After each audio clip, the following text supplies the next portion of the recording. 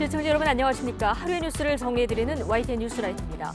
민주당 전당대회 돈봉투 살포 의혹, 현직 의원과 당직자 수십 명 연루설이 나옵니다. 이정근 전 사무부총장 개인 비리에서 시작한 검찰 수사가 확대되는 모습인데요. 검찰이 확보한 휴대폰이 결정적인 물증이 되고 있는 상황입니다. 기획수사라며 반발하는 민주당, 그러나 속내는 좀 복잡해 보이죠. 김기현 국민의힘 대표가 당 지도부를 비판해온 홍준표 대구시장을 당 상임고문직에서 해촉했습니다. 갈등을 수습하는 조치가 될까요? 분란을 키우는 조치가 될까요? 잠시 뒤 나이트 포커스에서 오늘의 전국 주요 뉴스 진단해보고요. 목요일 뉴스나이트, 먼저 오늘의 헤드라인부터 정리해드립니다.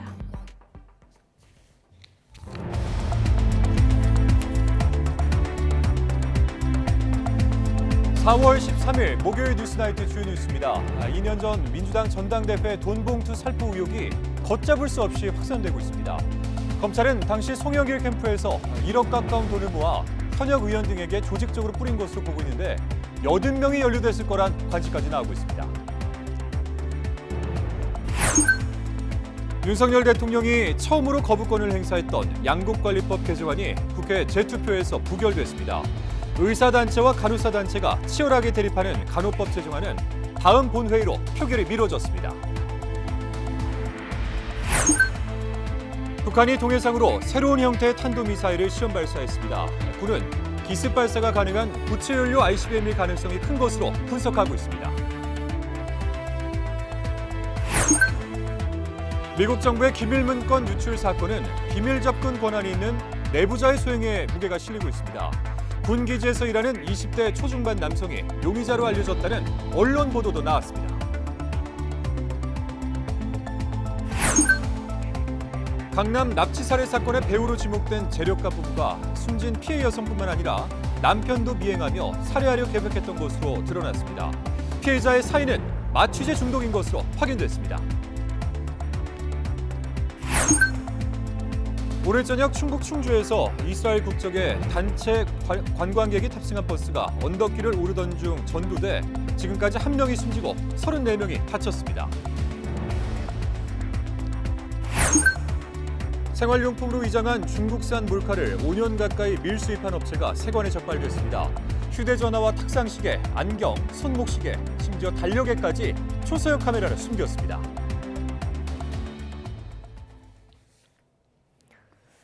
네, 재작년 더불어민주당 전당대회 과정에서 불법 자금이 오간 의혹을 수사하는 검찰은 당시 송영길 캠프에서 조직적으로 돈 봉투를 뿌렸을 가능성에 무게를 두고 있습니다. 당대표 당선을 위해서 9천만 원을 끌어모아서 현역 의원과 일반 대의원들에게 차등 지급한 것으로 보고 있는데 80명 이상이 연루될 수 있다는 관측도 나옵니다. 나혜인 기자입니다. 검찰은 재작년 민주당 대표를 뽑는 전당대회를 앞두고 당 지역위원장 출신 강래구 한국감사협회장이 9천만 원을 마련했다고 보고 있습니다. 이를 봉투에 나눠 담아 송영길 당시 후보에게 표를 끌어올 수 있는 국회의원과 일반 대의원들에게 뿌렸다고 의심하고 있습니다. 캠프에 몸담았던 윤관석, 이성만 두 현역 의원이 핵심 관여자로 지목됐습니다. 정치 탄압, 그다음에 국면 전환을 위한 무리한 검찰의 기획 수사 쇼라고 봅니다. 사실은 무근이기 때문에 이 문제는 다퉈서 나갈 겁니다. 적극적으로 대응해 나가야죠. 검찰은 이정근 전 민주당 사무부총장의 휴대전화에 남아있던 통화 녹음 파일과 관련자 조사를 거쳐 이들의 혐의를 구체화했습니다. 이 밖에도 관여 정황이 있는 복수의 민주당 당직자와 송영길 전 대표의 보좌관도 압수수색해 확보한 증거를 분석하고 있습니다. 송 전 대표 보좌관은 당시 이 전 부총장에게서 금품 전달을 알리는 듯한 메시지를 받은 것으로 조사됐습니다. 검찰 관계자는 단선적으로 금품이 뿌려진 게 아니라며 특정 후보의 당선을 위한 조직적인 살포에 무게를 두고 있음을 시사했습니다. 또 지금은 돈봉투를 만들어 건넨 인물을 중심으로 수사하고 있지만 받은 사람도 처벌 대상이라고 분명히 했습니다. 검찰은 9천만 원 가운데 국회의원들에겐 300만 원씩 6천만 원이, 대의원들에겐 50만 원씩 3천만 원가량이 전달됐다고 보고 있습니다. 하나씩 봉투가 전달됐다고 가정하면 80명까지 수사 대상이 될 수 있습니다. 금품 살포로 이익을 봤을 송 전 대표까지 수사가 확대될 거란 관측도 점점 커지고 있습니다. 이번 사건을 수사하는 서울중앙지검 반부패 수사 2부엔 검사 6명이 추가로 투입됐습니다. YTN 나힌입니다. 네, 검찰이 민주당 현역 의원들을 정면으로 겨냥하면서 정치권 공방도 더 격해지고 있습니다. 국민의힘은 사실상 전당대회를 연 민주당이 부패 정당이 돼버렸다면서 공세를 폈고, 민주당은 검찰이 또 국면 전환용 기획 수사를 꺼내들었다고 반발했습니다. 보도에 박기환 기자입니다. 국민의힘은 각종 검찰 수사를 받는 이재명 대표에 이어 이젠 민주당 전체가 부패의 민낯을 드러내고 있다며 싸잡아 비난했습니다. 전당대회 금품 살포 의혹은 경악스러울 정도로 부끄러운 사건으로 이정근 게이트가 본격 열리고 있다며 대대적인 공세를 예고했습니다.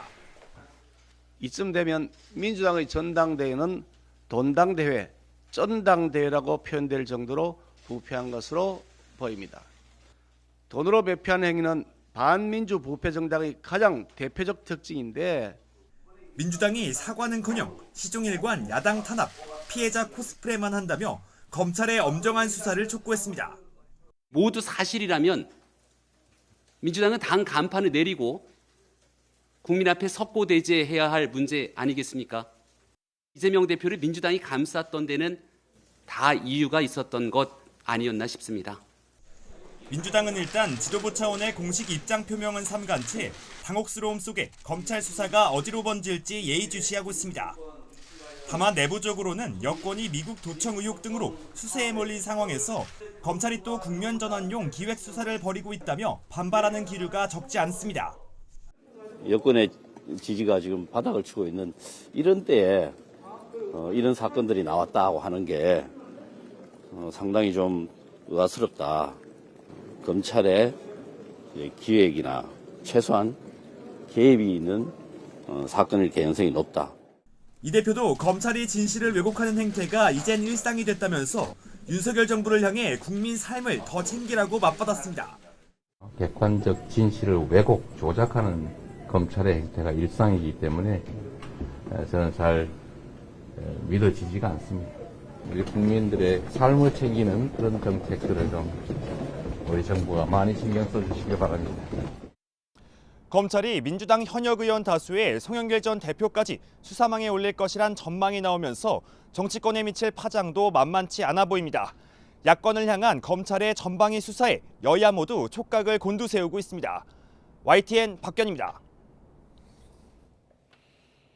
더불어민주당 송영길 전 대표는 돈봉투 의혹과 관련해 이정근 전 사무부총장의 개인 일탈 행위를 감시 감독하지 못해 국민께 죄송하다고 밝혔습니다. 프랑스 파리의 방문 연구교수로 머물고 있는 송 전 대표는 언론 인터뷰에서 당시 당대표로서 도의적 책임을 느낀다면서 이같이 말했습니다. 송 전 대표는 다만 윤석열 정부가 최근 미국 도청 의혹을 비롯해 정치적 수세에 몰리니 국면을 반전시키기 위해 검찰이 정치적 행위를 하는 것 아니냐고 반문했습니다. 윤 대통령의 제2요구권에 다시 국회로 돌아온 양곡관리법 개정안이 본회의 재투표에서 부결됐습니다. 더불어민주당은 간호법 제정안도 함께 처리하려고 했지만 김진표 의장은 여야 합의를 재차 강조하면서 상정을 보류했습니다. 김승환 기자입니다. 여야는 본회의 당일까지 양곡법, 간호법 등 이른바 쟁점 법안 합의에 실패했습니다. 국회 입법권은 충분히 보장되고 존중돼야 하지만 정권에 정치적 부담을 주기에 남용되는 일은 없어야 합니다. 이제는 처리한다는 입장이고 국민의힘은 좀 더 시간을 갖고 협의를 해가자는 입장입니다. 그래서 여기에 대해서는 아직 의견 일치가 이루어지지 않아서 좀 더 본회의 전까지 좀 협의를 해야 될 상황입니다. 더불어민주당은 원내 과반 의석을 무기로 쟁점 법안 상정을 시도했습니다. 의사 변경 동의안이 가결되면 안건을 본회의에 올릴 수 있어 여당 동의 없이도 법안 처리가 가능하기 때문입니다. 이에 따라 양곡관리법 개정안은 윤 대통령의 제2요구권 행사 9일 만에 표결에 붙여졌지만 국민의힘이 부결을 당론으로 못 박은 가운데 예상대로 제2통과 조건은 만족하지 못했습니다. 김진표 의장은 정부와 관련 단체 간 협의가 진행되고 있다는 이유로 간호법 상정엔 제동을 걸었습니다. 간호법과 관련해 이해단체들의 갈등이 극심하고 재차 윤 대통령의 재의 요구권이 예상되는 상황에서 재협상을 요구한 겁니다. 여야 간 추가적인 논의를 거쳐서 합리적인 대안을 마련할 수 있도록 간호법안 대안은 다음 본회의에서 처리하기로 하고, 더불어민주당은 절차적 문제가 없는 법안에 대한 과도한 권한 행사라며 본회의장에서 한꺼번에 퇴장했고, 절차적으로 내용적으로 하등 문제가 없는 법안을 국회의장이 이렇게 독단적으로 의원들의 그런 그 요구를 무시하고, 국민의힘은 의장이 고심 끝에 내린 결정이라고 치켜세운 가운데 민주당의 양곡관리법 처리 강행에 대해선 맹비난했습니다. 자기 편만 보고 하는 정치의 하나의 단면이 아닌가. 대통령과 우리 정부에 조금이라도 조금 부정적인. 거듭 평행선을 달리며 의견 조율에 실패한 여야가 오는 27일 본회의까지 간호법 등 처리를 위해 극적 타결을 이룰 수 있을지는 불투명합니다. YTN 김승환입니다. 국민의힘 김기현 대표가 자신을 두고 전광훈 목사에게 약점이 잡혔느냐는 등의 글을 올린 홍준표 대구시장을 당 상임고문직에서 해촉했습니다. 홍 시장은 엉뚱한 데 화풀이한다며 이번 기회에 전 목사를 위촉하라고 비꼬았습니다. 권남기 기자입니다. 김기현 대표가 홍준표 대구시장을 당 상임고문에서 해촉했습니다. 현역 정치인이나 지자체장이 상임고문을 겸직한 전례가 없다는 게 이유인데 당 지도부 비공개 회의에서도 이견은 없었던 것으로 전해졌습니다. 현직 지자체장으로 활동하는 이런 분은 안 계신 것이 그동안에 관리했기 때문에 그에 맞추어서 정상화시킨 겁니다. 하지만 홍 시장이 최근 김 대표를 겨냥해 정광훈 목사 밑에서 잘해봐라, 무슨 약점이 잡혔느냐며 리더십을 흔든 데 대한 징계성 해촉이라는 분석이 나옵니다. 여러 가지 논란의 말씀을 하시는 것보다는 대구시장으로서의 시정에 집중하시라. 홍 시장은 문제의 당사자는 징계하지 않고 엉뚱한 데 화풀이한다며 이참에 정광훈 목사를 상임 고문으로 위촉해라, 제정신으로 당 운영을 하고 있느냐고 김기현 대표를 직격했습니다. 이준석 전 대표 역시 조금이라도 다른 의견이 있으면 윤리위를 넘어 해촉까지 한다며 김 대표를 향한 비판에 가세했습니다. 김 대표는 이 같은 반발을 예상한 듯 거듭 정광훈 목사와 선을 그었습니다. 우리 당 정신이 어떤 특정 목회자의 통제를 받아야 한다는 것은 궤변입니다. 이런 가운데 김 대표는 당 윤리위원장에 박근혜 전 대통령 탄핵 추진 실무를 총괄했던 황정근 변호사를 당무감사위원장엔 신희진 전 의원을 임명하며 기강을 강조했습니다. 전 목사 관련 이딴 설화로 논란을 일으킨 김재원 최고위원이 첫 징계 대상으로 검토될 수 있다는 관측이 나옵니다. 김기현 대표가 전격적으로 홍준표 대구시장을 상임고문에서 해촉한 건 더는 당내 리더십을 겨냥한 이런저런 논란을 좌시하지 않겠다는 강한 의지를 드러낸 것으로 해석됩니다. 다만 홍 시장이 계속 반발할 경우 파장은 당분간 이어질 가능성이 커 보입니다. YTN 권남기입니다. 오늘 저녁 충북 충주에서 이스라엘 관광객들이 탄 버스가 전도되는 사고가 발생했습니다. 이 사고로 지금까지 1명이 숨지고 34명이 다친 것으로 파악되고 있는데요. 자세한 내용은 현장에 나가 있는 취재기자 연결해서 들어보겠습니다. 이성우 기자. 네, 충주 버스 사고 현장에 나와 있습니다. 네, 지금까지 인명피해 상황 자세히 전해주시죠. 네, 지금 제 뒤로 보이는 곳이 사고 현장입니다. 현재 견인차가 사고 버스를 옮기는 작업을 진행 중에 있는데요. 보시는 것처럼 버스 곳곳이 찌그러져 있고 차량 파편이 여기저기 널브러져 있어 사고 당시 충격이 얼마나 강했는지를 간접적으로 알 수 있습니다. 오늘 저녁 6시쯤 충북 충주시 수안보면에 있는 도로에서 버스가 옆으로 쓰러지는 사고가 났습니다. 해당 버스에는 이스라엘 국적 외국인 단체 관광객 33명과 운전기사와 가이드 등 모두 35명이 타고 있었습니다. 이 사고로 버스에 타고 있었던 60대 이스라엘 여성이 병원으로 옮겨진 뒤 숨졌습니다. 다른 탑승객 34명도 다쳤는데 근처 병원으로 나누어 옮겨져 치료를 받고 있습니다. 관광객들은 러시아에 사는 이스라엘 국적으로 지난 6일 입국해 제주와 부산 여행을 한 뒤 오늘 수안보 관광을 마치고 숙소를 가다가 사고를 당한 것으로 확인됐습니다. 운전자는 호텔로 가는 오르막길을 오르다가 기어를 바꾸는 과정에서 차량이 뒤로 밀렸고 뒤어 옆으로 넘어졌다고 경찰에 진술한 것으로 전해졌습니다. 경찰 관계자는 운전자에게 졸음이나 음주운전 정황은 없었다고 밝혔습니다. 경찰은 빠르면 내일 소방과 국가수 등과 함께 감식이 나서 시동 꺼짐 여부 등 구체적인 사고 원인을 조사할 예정이라고 밝혔습니다. 지금까지 충주 버스 사고 현장에서 YTN 이소입니다. 강남 납치 살해 사건을 수사해온 경찰이 배우로 지목돼온 부부도 적극적으로 범행에 가담한 공범이라 결론 내리고 사건을 검찰에 넘겼습니다. 이들은 애초 피해자 부부를 모두 살해할 계획을 세웠던 것으로 조사됐는데 피해 여성의 사인은 마취제 중독인 것으로 확인됐습니다. 송재인 기자의 보도입니다. 강남 납치 살해 사건의 배우로 지목돼 신상이 공개된 재력가 부부가 얼굴을 가린 채 경찰서를 나옵니다. 쏟아지는 취재진의 질문에 억울하다는 말만 반복한 남편 유상원. 이경우 씨가 범행 먼저 제안한 거 맞습니까? 억울합니다. 이경우에게 7천만 원 건넨 거 맞습니까? 억울합니다. 뒤이어 나온 아내 황은희는 고개를 푹 숙인 채 입을 떼지 않았습니다. 애초 청부살인에 가까운 강도살인 교사 혐의로 이들을 체포해 구속했던 경찰은 사건을 검찰에 넘기면서 죄명을 바꿨습니다. 부부 역시 납치 살해의 공범이라 판단해 앞서 송치된 3명과 마찬가지로 강도살인 혐의를 적용했습니다. 부부가 이경우의 범행 제안에 동의해 7천만 원을 건네고 피해자의 가상화폐 지갑을 조회하는 등 범행에 적극적으로 가담한 점을 고려한 겁니다. 경찰은 유상원, 황은희 부부가 가상화폐 피코인 폭락을 둘러싸고 피해자와 갈등을 빚어오며 원한이 쌓였던 만큼 범행을 벌일 동기도 구체적이라고 봤습니다. 또 이들이 피해자뿐만 아니라 피해자의 남편도 미행하며 부부를 모두 살해하려 한 사실을 파악해 강도살인 예비 혐의도 추가했습니다. 다만 남편이 다른 사건으로 구속되면서 피해자만 납치돼 목숨을 잃은 것으로 파악됐습니다. 피해자가 숨진 원인은 마취제 중독으로 공식 확인됐습니다. 이경우가 성형외과에서 일하는 아내를 통해 마취제 케타민을 빼돌려 황대한, 연지호에게 건넸고 이 둘이 피해자를 협박하면서 수차례 주사했습니다.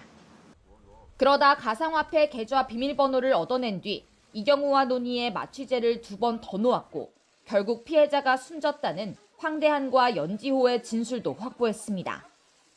경찰은 이경우의 아내도 마취제가 강도살인에 쓰일 걸 알면서도 병원에서 몰래 갖고 나온 것으로 보고 함께 검찰에 넘겼습니다. YTN 송재인입니다. 최근에 유튜브 같은 SNS를 이용하다 보면 높은 수익을 보장한다며 가상자산 투자를 요구하는 광고를 쉽게 볼 수 있습니다. 심지어 대기업 회장을 언급하는 경우도 적지 않은데요. 투자금만 챙겨서 달아나는 사기일 가능성이 크기 때문에 주의해야 합니다. 조태영 기자의 보도입니다. 회장이 이 코인을 개발하고 100조 원 투자 계획을 발표하면서 속도를 내고 있습니다. 유튜브에서 쉽게 접할 수 있는 광고입니다. 해당 회장이 코인과 관련한 특명을 내렸다며 앞으로 5000% 상승할 것이란 호언 장담까지 내놓습니다. 그러면서 이 코인을 받으려면 전화나 문자를 달라고 독촉합니다. 무료로 지급받으시려면 영상 아래에 나와 있는 전화번호로 문자나 전화 남겨주시면 됩니다. 물론 사기입니다. 연락한 사람에게 가상자산 투자를 유도한 뒤 돈만 챙기고 잠적하는 수법입니다. 허위로 조작한 시세 그래프를 보여주면서 투자를 권유하거나 유명 가상자산 거래소를 도용한 가짜 공지를 이용하는 사례도 적지 않습니다. 곧 해당 가상자산이 상장될 예정이라고 투자자를 속이는 겁니다. 실제로 가상자산 투자를 빙자한 유사수신 피해는 꾸준히 늘어나는 추세입니다. 특히 올해 들어 지난달 말까지 금감원에 접수한 피해 신고는 59건으로 1년 전보다 47.5% 증가했습니다. 가상자산 투자로 수십 배 수익을 올린다며 접근한다면 일단 사기로 의심해야 피해를 예방할 수 있습니다. 투자금이 부족하다고 하면 대출도 받게 해준다고 하면서 개인정보를 요구를 해서 대출을 받아서 투자금으로 다시 투자하게끔 하는 수법도 사용하고 있는데요. 절대로 거래하지 마시고 불법적인 업체라는 것을 명심하시면 좋겠습니다. 금융감독원은 주요 가상자산 가격 상승에 따라 이를 악용한 불법 유사수신 업체 역시 증가할 것으로 보고 있습니다. 그런 만큼 의심되는 경우 바로 신고해달라고 당부했습니다. YTN 조태현입니다. 숙박업소나 공중화장실 등에서 이른바 몰카 범죄가 잇따르고 있는데요. 이 생활용품으로 위장한 중국산 몰카를 5년 가까이 밀수한 업체가 세관에 적발됐습니다. 김정호 기자의 보도입니다. 언뜻 보면 잘 정돈된 책상이지만 무려 10개의 눈이 몰래 지켜보고 있습니다.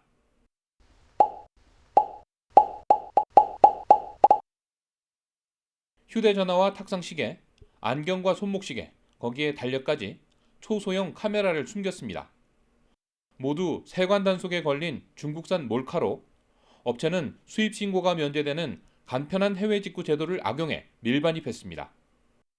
톡송업체를 들어오는 자가소비용 150불 이하의 물품에 대해서는 톡송업체가 제출한 목록, 분명히 적힌 목록만으로 통과하는 제도입니다. 초소형 카메라가 아닌 생활용품으로 속여서 전파법에 따른 검사도 피해갔습니다. 해당 물품을 수입하기 위해서는 국립전파연구원 고시에 따른 적합성 평가를 거쳐 방송통신기자재 등의 적합 등록 필정을 구비해야 합니다. 지난 2018년부터 업체 두 곳이 밀반입한 몰카와 녹음기는 확인된 것만 4,900여 점. 렌즈 크기가 1mm 정도로 아주 작고 스마트폰 원격 제어로 실시간 영상 재생과 녹화가 가능해 사생활 침해 우려가 큰 거로 나타났습니다.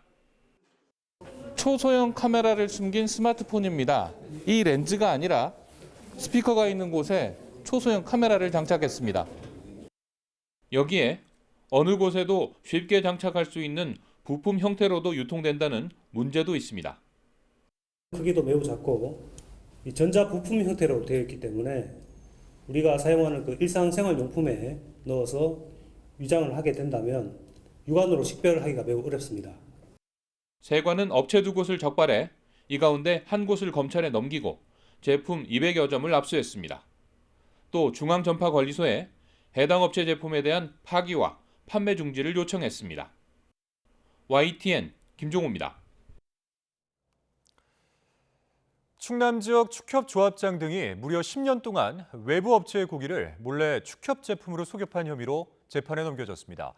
이런가 하면은 중국산 깐 마늘 수십 톤을 국산으로 속여 유통한 업체들도 적발됐는데요. 자기 배부르기 위해서 남이 먹는 것을 속여 파는 행위, 어떻게 하면 뿌리 뽑을 수 있을까요? 이상군 기자입니다. 충남의 한 축협 축산물 유통센터입니다. 최근 10년 동안 이곳에서 가짜 축협산 돼지고기가 판매되어 온 것으로 검찰 수사 결과 확인됐습니다. 일명 박스가리 수법이 동원됐습니다. 외부 육가공업체에서 사온 돼지고기 상자에서 상표를 뗀 뒤 축협이 직접 도축해 생산한 것처럼 다시 포장해 납품해온 것으로 파악됐습니다. 돼지고기 7,200여 톤, 시가 778억 원 상당이 마트와 육군훈련소, 초중고 급식업체 등에 공급됐는데 일부는 악취가 나거나 고름덩어리가 있었던 것으로 전해졌습니다. 대전지검은 사기와 축산물관리법 위반 등의 혐의로 당시 충남 모 축협 조합장 등 2명을 구속 상태로 축협 직원과 육가공업체 관계자 등 8명을 불구속 상태로 재판에 넘겼습니다. 이들은 돼지고기를 싸게 팔고도 정가처럼 판 것으로 속여 10억대 비자금을 조성하고 외부 육가공업체에 특혜를 제공한 혐의도 받고 있습니다. 중국산 깐마늘을 국산으로 속여 판 가공업체도 적발됐습니다. 도매시장을 통해 수도권 마트 등으로 팔려나간 가짜 국산 깐마늘은 58.2톤, 시가 4억 1천만 원어치입니다. 이들은 정부가 물가 안정용으로 내놓은 중국산 마늘까지 사들여 범행에 이용한 것으로 조사됐습니다. 특히 농협이 판매원으로 적힌 포장지도 범행에 사용됐는데 지역 농산물을 팔아주겠다며 받은 것을 몰래 사용한 거로 확인됐습니다. MOU 체결 이후에 진행하는 도중에 상황이 무산되었고 무산된 과정에서 미리 제공된 농협의 포장재가 폐기 또는 수거되었음에도 불구하고 그렇지 못해서 이를 범행에 활용한 걸로 확인되었습니다. 농산물 품질관리원은 중국산 깐마늘을 국산으로 속여 판매한 혐의로 가공업체 대표 등 2명을 검찰로 넘겼습니다. YTN 이상곤입니다.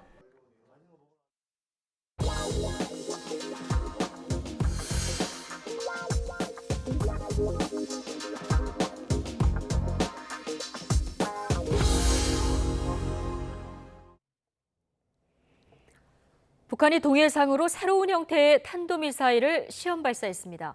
군은 이번 탄도미사일이 기습 발사가 가능한 고체 연료를 사용하는 대륙간 탄도미사일 ICBM 발사일 가능성이 높은 것으로 보고 있습니다. 임성재 기자의 보도입니다.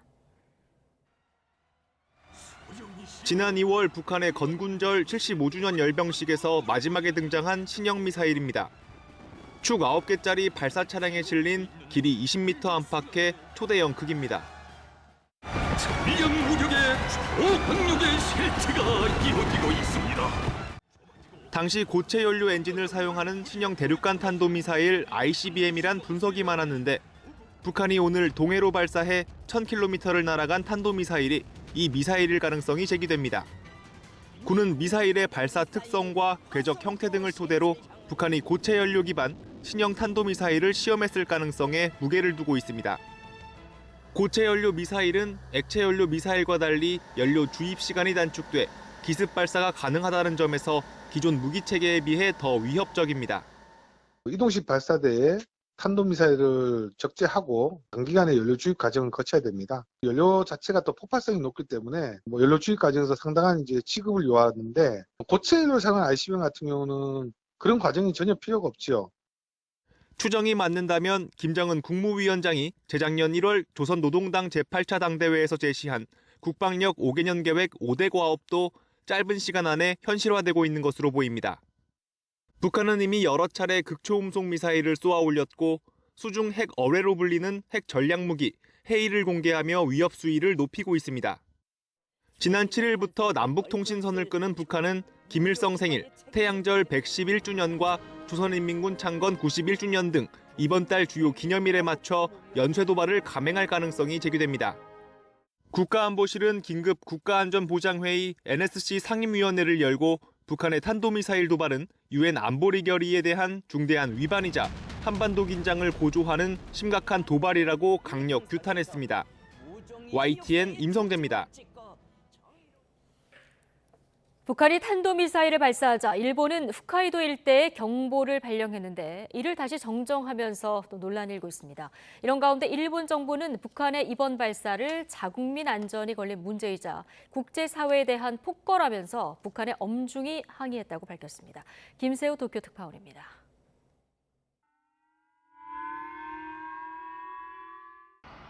建物の中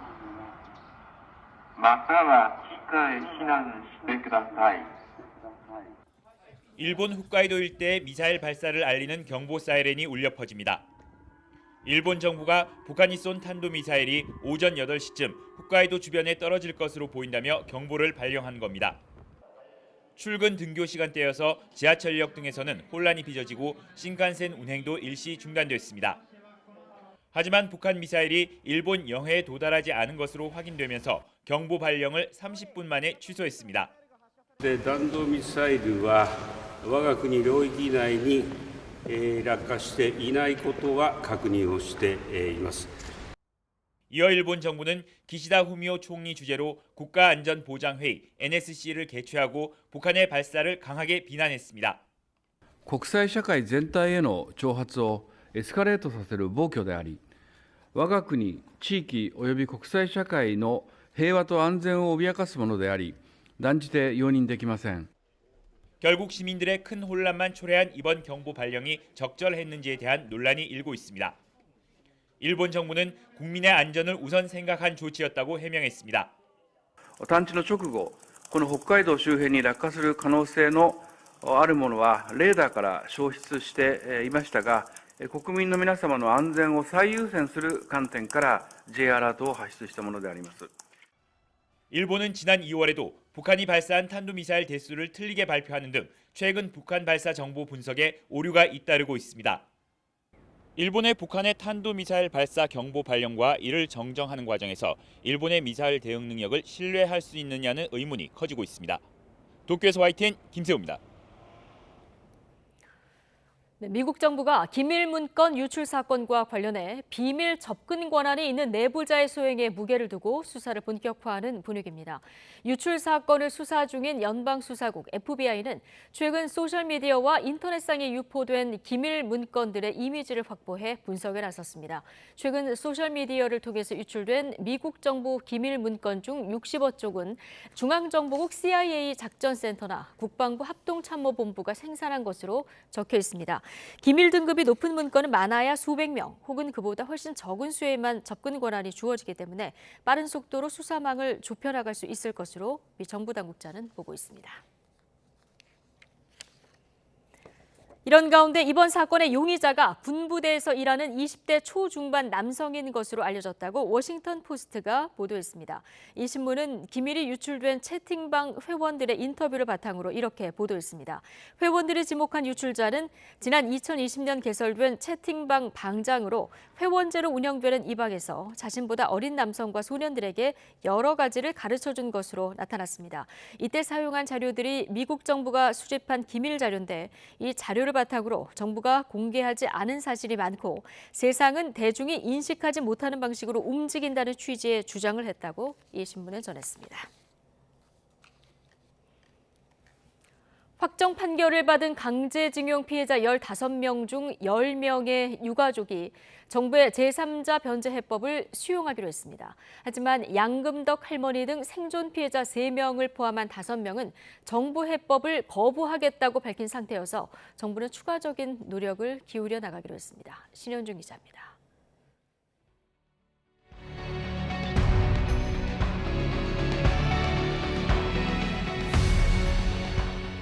지난 2018년 대법원에서 승소 판결을 받은 일제 강제징용 피해자는 사건 3건에 15명입니다. 일본 제철 피해자가 4명, 미쓰비시 중공업 피해자가 각각 5명과 6명씩입니다. 이 가운데 10명이 일본 전범기업 대신 일제 강제동원 피해자 지원재단이 지급하는 배상금을 받기로 결정했습니다. 정부 해법에 대해 수용 의사를 밝힌 대법원 확정 판결 피해자 10분의 유가족들께 판결금과 지연이자를 지급할 예정입니다. 정부가 지난달 6일 제3자 변제 방식의 해법을 공식 발표한 지 한 달여 만입니다. 한 사람이 받는 금액은 판결금과 지연이자를 합쳐 2억 3천만 원에서 2억 6천만 원 정도로 전해졌습니다. 유족들은 재단 측에 배상금 수령 동의서를 냈지만 정부는 이들의 채권이 소멸된 것은 아니라고 강조했습니다. 지난 3월 초 정부가 발표한 해법은 대법원의 판결에 따른 피해자, 유가족분들이 법적 권리를 실현시켜 드리기 위한 것으로서 채권 소멸과는 전혀 무관합니다. 하지만 양금덕 할머니 등 생존 피해자 3명을 포함해 나머지 피해자 5명 측은 정부 해법을 거부한다는 뜻을 공식적으로 밝힌 상태입니다. 정부는 피해자나 유가족의 상처가 조금이나마 치유될 수 있도록 계속 노력해 나가면서 배상금 수령을 거부한 피해자나 유가족들도 직접 만나 이해를 구하는 노력을 기울여 나갈 것이라고 설명했습니다. YTN 신현주입니다. 이달 들어서 국내에서 감염된 것으로 추정되는 엠폭스 환자가 잇따라 4명 발생했습니다. 지역사회 전파 우려가 커지면서 엠폭스의 감염병 위기 경보 수준은 주의 단계로 격상됐습니다. 김평정 기자입니다. 엠폭스에 감염된 국내 9번째 환자가 나왔습니다. 경기도에 사는 내국인으로 첫 증상이 나타나기 전 3주 안에 해외에 나간 적이 없어 국내에서 감염된 것으로 추정됩니다. 이렇게 해외여행 이력이 없어 국내 감염이 추정되는 사례는 이달 들어 4명이나 나왔습니다. 지역사회에서 조용한 전파가 진행되고 있다는 방증으로도 볼 수 있습니다. 이에 따라 정부는 엠폭스의 감염병 위기경보 수준을 관심에서 주의로 한 단계 올렸습니다. 지역미 질병관리청장은 아직 확인되지 않은 감염자를 통한 지역사회 전파를 억제하기 위해 선제적 조치로 위기경보를 상향했다고 설명했습니다. 인접국가에선 이미 지역사회 전파가 진행돼 일본은 지난달부터 매주 10명 이상 발생하고 있고 타이완은 2월 중순 이후 지역 감염이 늘고 있습니다. 엠폭스는 잠복기가 길게는 3주에 이르고 피부 발진이 눈에 잘 안 띄는 부위에 나타나는 경우가 많아 환자를 찾아내기 쉽지 않습니다. 이 피부의 병변이라고 하는 것이 다른 질환과 특별하게 구별이 가는 상황이 아닙니다. 그렇기 때문에 다른 질환들로 오인될 가능성이 있고 진단검사를 통해서만 확인이 되는 것이기 때문에 더욱더 관리가 어렵다고 볼 수 있습니다. 따라서 정부는 의심 증상이 생기면 보건소나 질병관리청 1339 콜센터로 신고해달라고 거듭 당부했습니다. 다만 밀접한 접촉으로 전파되는 엠폭스의 특성상 일반적인 대규모 발생 가능성은 낮은 만큼 과도한 불안감을 가질 필요는 없다고 강조했습니다. 환자 대부분이 자연 회복되고 치료제와 백신 등 충분한 대응 수단이 확보돼 있어 공중보건 체계에 미칠 영향력은 제한적일 것으로 보입니다. YTN 김평정입니다. 초등학생 아들을 상습적으로 학대해 숨지게 한 혐의로 재판에 넘겨졌던 의붓 어머니가 첫 재판에서 살해 의도가 없었다며 주요 혐의를 부인했습니다.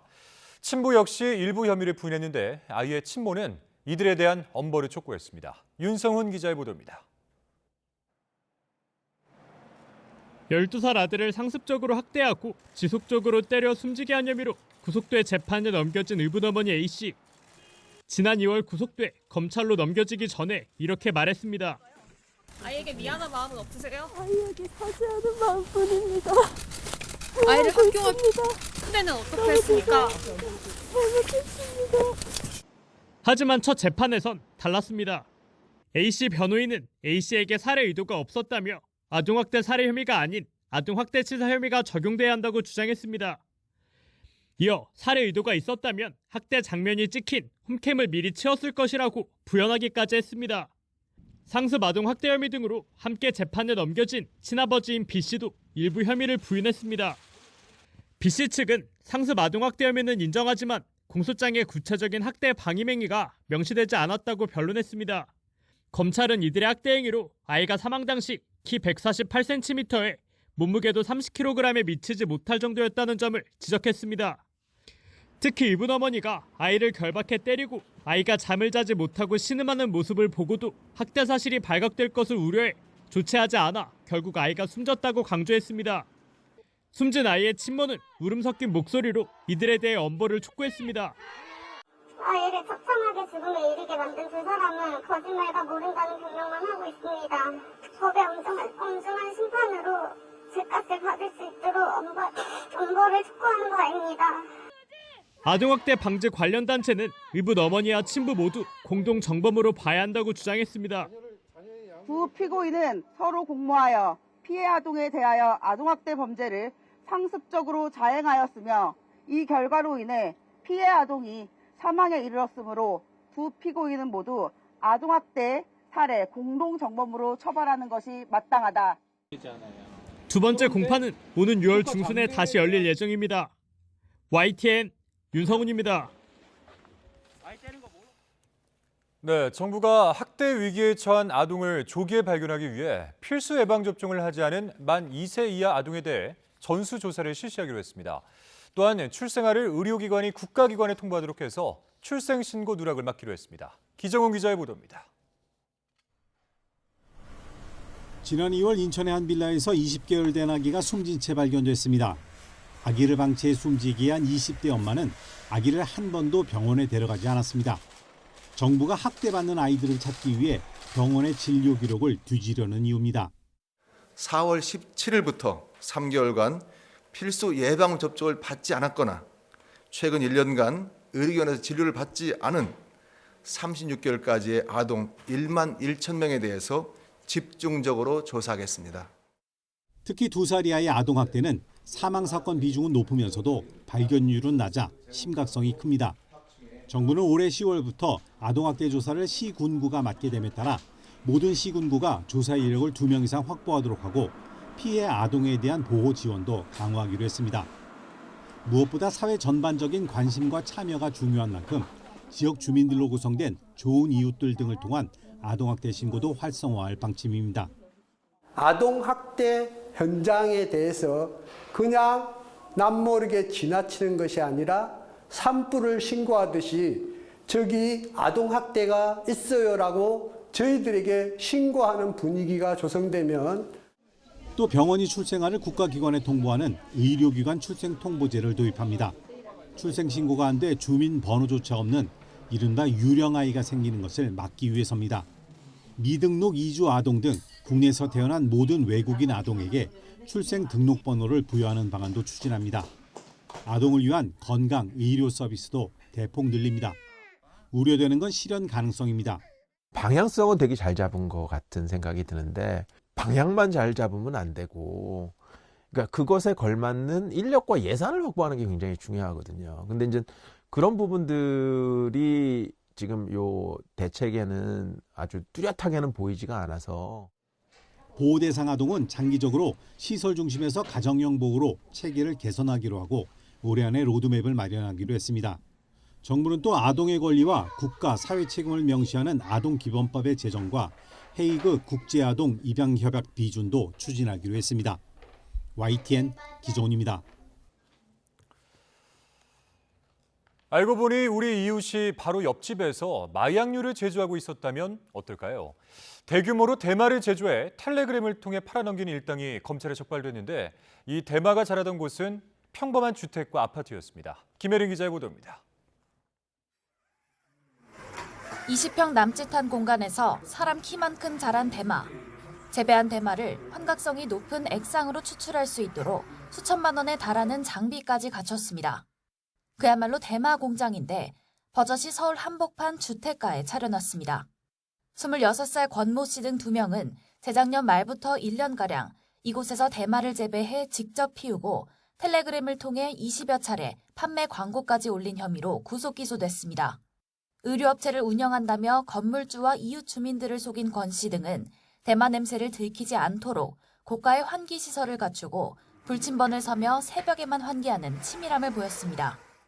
수사기관의 단속을 피하려 외부 감시용 CCTV를 달아놓기도 했습니다.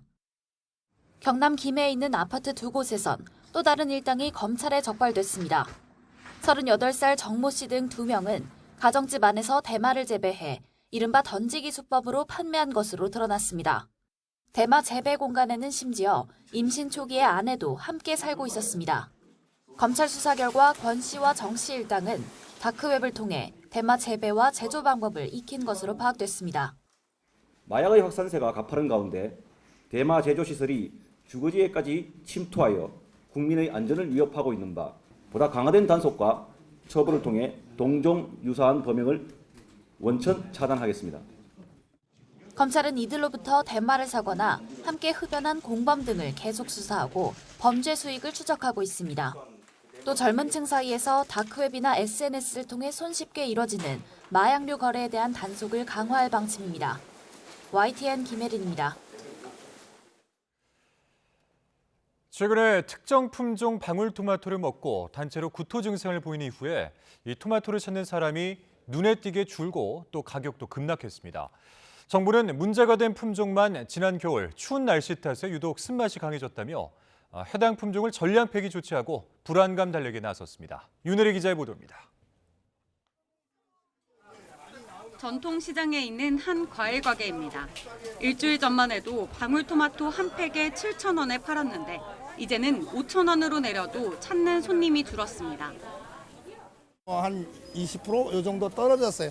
그래서 뭐 드시는 분들은 계속 드시니까 그렇게 큰 영향은 없는데 덜 팔리는 건 사실이에요. 속상하죠. 속상하지. 많이 속상하죠. 지난달 말 일부 어린이집과 유치원에서 쓴맛이 나는 방울토마토를 먹고 아이들이 구토 증상을 보였다는 신고가 이어졌습니다. 문제가 된 건 덜 익은 토마토에 존재하는 토마틴과 유사한 성분으로 올해 초 예년보다 추운 날씨 탓에 특정 품종에서 이 성분이 유독 높게 검출돼 식중독 증세를 유발한 겁니다. 하지만 멀쩡한 토마토까지 외면을 받고 있습니다. 소비자로서는 어찌됐든 그런 이슈를 들으면 불안하죠. 예, 그리고 일단은 뭐 또 안심하고 살 수 있는 걸 살려고 그러지 불안한 거를 구매하려고는 안 하죠. 소비가 줄다 보니 방울토마토 가격은 평년 대비 30% 넘게 폭락했습니다. 정부는 소비자들의 불안 심리가 커지자 문제가 된 품종이 시중에 유통되는 걸 막기 위해 전량 폐기 조치했다고 밝혔습니다. 전국 재배 농가는 20곳, 재배 면적은 2만 5천 평에 달하는데 피해를 본 농가는 평당 2만 원을 지원받게 됐습니다. 3개의 방울토마토 농가를 포함하여 지자체를 통해 추가 확인된 특정 품종 HS2106 상표명 TY 올스타 전체 재배 농가가 국민 건강 보호 차원에서 자발적 폐기에 동참하여 전량 폐기하였습니다. 정부는 일반 토마토에서는 쓴맛 성분이 검출되지 않았다며 올해 처음 출하된 특정 신품종에 한해서 문제가 있었던 것이라고 설명했습니다. 또 소비 위축으로 피해를 본 토마토 농가를 위해 대국민 소비 촉진 운동을 추진하겠다는 계획입니다. YTN 윤혜리입니다. 다국적 통신장비 회사 퀄컴에 대해서 공정거래위원회가 부과한 과징금 1조 원이 대법원 판결로 확정됐습니다. 지금까지 공정위가 부과한 과징금 가운데는 가장 큰 규모인데요. 퀄컴이 시장 지배적인 지위를 남용해서 삼성, LG 등의 사업 활동을 부당하게 방해했다는 게 법원의 최종 판단입니다. 홍민기 기자입니다. 퀄컴은 이동통신 산업 전반을 장악하고 있는 다국적 기업입니다. 삼성과 애플 등 휴대전화 제조사에는 이동통신의 핵심 부품인 모뎀 칩세트를, 다른 칩세트 제조사에는 특허권을 팔고 있습니다. 특히 자신들이 개발한 이동통신 기술이 대체 불가능한 산업 표준으로 채택되면서 시장 지배적인 사업자로 떠올랐습니다. 대신 다른 제조사들이 특허권을 요구할 경우 이를 제공하겠다고 약속했는데 우리 공정거래위원회 조사 결과 퀄컴은 이를 어긴 것으로 드러났습니다. 다른 칩세트 경쟁사의 특허권 요청을 거절하거나 제한했고 삼성, LG 등 휴대전화 제조사에는 칩세트 공급을 볼모로 퀄컴이 보유한 특허권을 쓰도록 이른바 갑질을 벌인 것으로 조사됐습니다. 이에 따라 공정위는 지난 2016년 퀄컴에 과징금 1조 300억 원과 시정명령을 내렸습니다. 공정위 사상 최대 규모 과징금입니다. 휴대폰사에게 일방적인 라이선스 조건을 강제해온 퀄컴의 부당한 비즈니스 모델을 공정위가 최초로 시정한다는 점에서 퀄컴은 공정위 결정이 한국 기업들과 윈윈 관계를 무시한 거라며 불복하면서 분쟁은 법원으로 넘어갔습니다. 하지만 서울고등법원은 퀄컴이 약속에 따른 의무를 회피했고 휴대전화 제조 시장에서도 지배력을 남용했다며 사실상 공정위 손을 들어줬습니다. 시정명령 가운데 일부는 취소하라고 판결하면서도 1조 원대 과징금은 그대로 인정했습니다. 이어 대법원 역시 이 판결에 문제가 없다며 그대로 확정했습니다. 퀄컴이 갑질로 칩세트와 휴대전화 제조사의 활동을 어렵게 했고 나아가 경쟁사를 배제하고 시장을 지배하기 위한 목적이었다는 점도 분명히 했습니다. 공정위 제재가 7년 만에 확정되면서 퀄컴이 휴대전화 제조사들과 맺은 특허권 계약도 수정이 불가피할 것으로 보입니다. 공정위는 판결 취지에 따라 퀄컴이 시정명령을 잘 이행하는지 철저히 점검하겠다고 밝혔습니다. YTN 홍민기입니다. 폭우 때문에 골프 라운딩이 중단됐는데도 요금은 거의 다 내도록 하는 골프장이 많은데요. 앞으로는 이용한 홀에 대한 요금만 내도록 약관이 바뀝니다. 이영원 기자입니다. 골프를 치다 갑작스러운 폭우로 경기가 중단돼도 요금은 제대로 돌려받지 못하는 경우가 많습니다.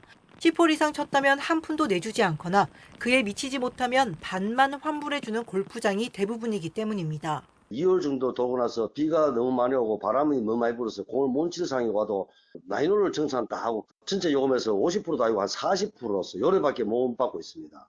이런 이용료 부당 청구 등으로 재작년 접수된 골프장 관련 민원만 400건이 훌쩍 넘습니다. 코로나 기간 중 실내 스포츠로서 골프장 이용 수요가 증가하면서 골프 라운딩 중단 시 사업자의 이용료 환급 거부, 회원제 골프장의 회원권 양도 양수 제한 등 소비자 피해도 증가하였습니다. 전국 주요 골프장 50곳의 약관을 심사해 불공정 조항을 고치도록 한 이유입니다.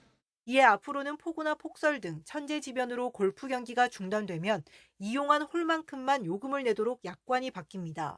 또 안전사고나 귀중품 분실 책임을 이용자만 부담하도록 한 규정을 고쳐 사업자 고의과실에 따라 손해배상 책임 여부를 결정하게 했습니다.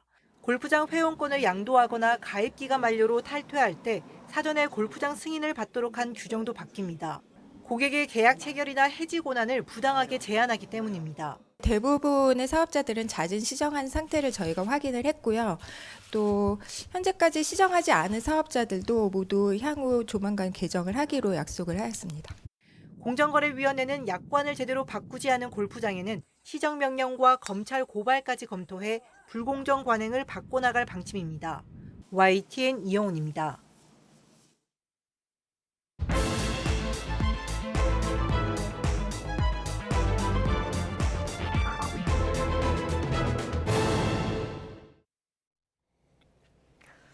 네, 오늘의 정치권 관심 뉴스들 진단해보는 나이트 포커스 김근식 전 국민의힘 비전전략실장, 김준일 뉴스톱 수석 에디터 두 분 모셨습니다. 어서 오십시오.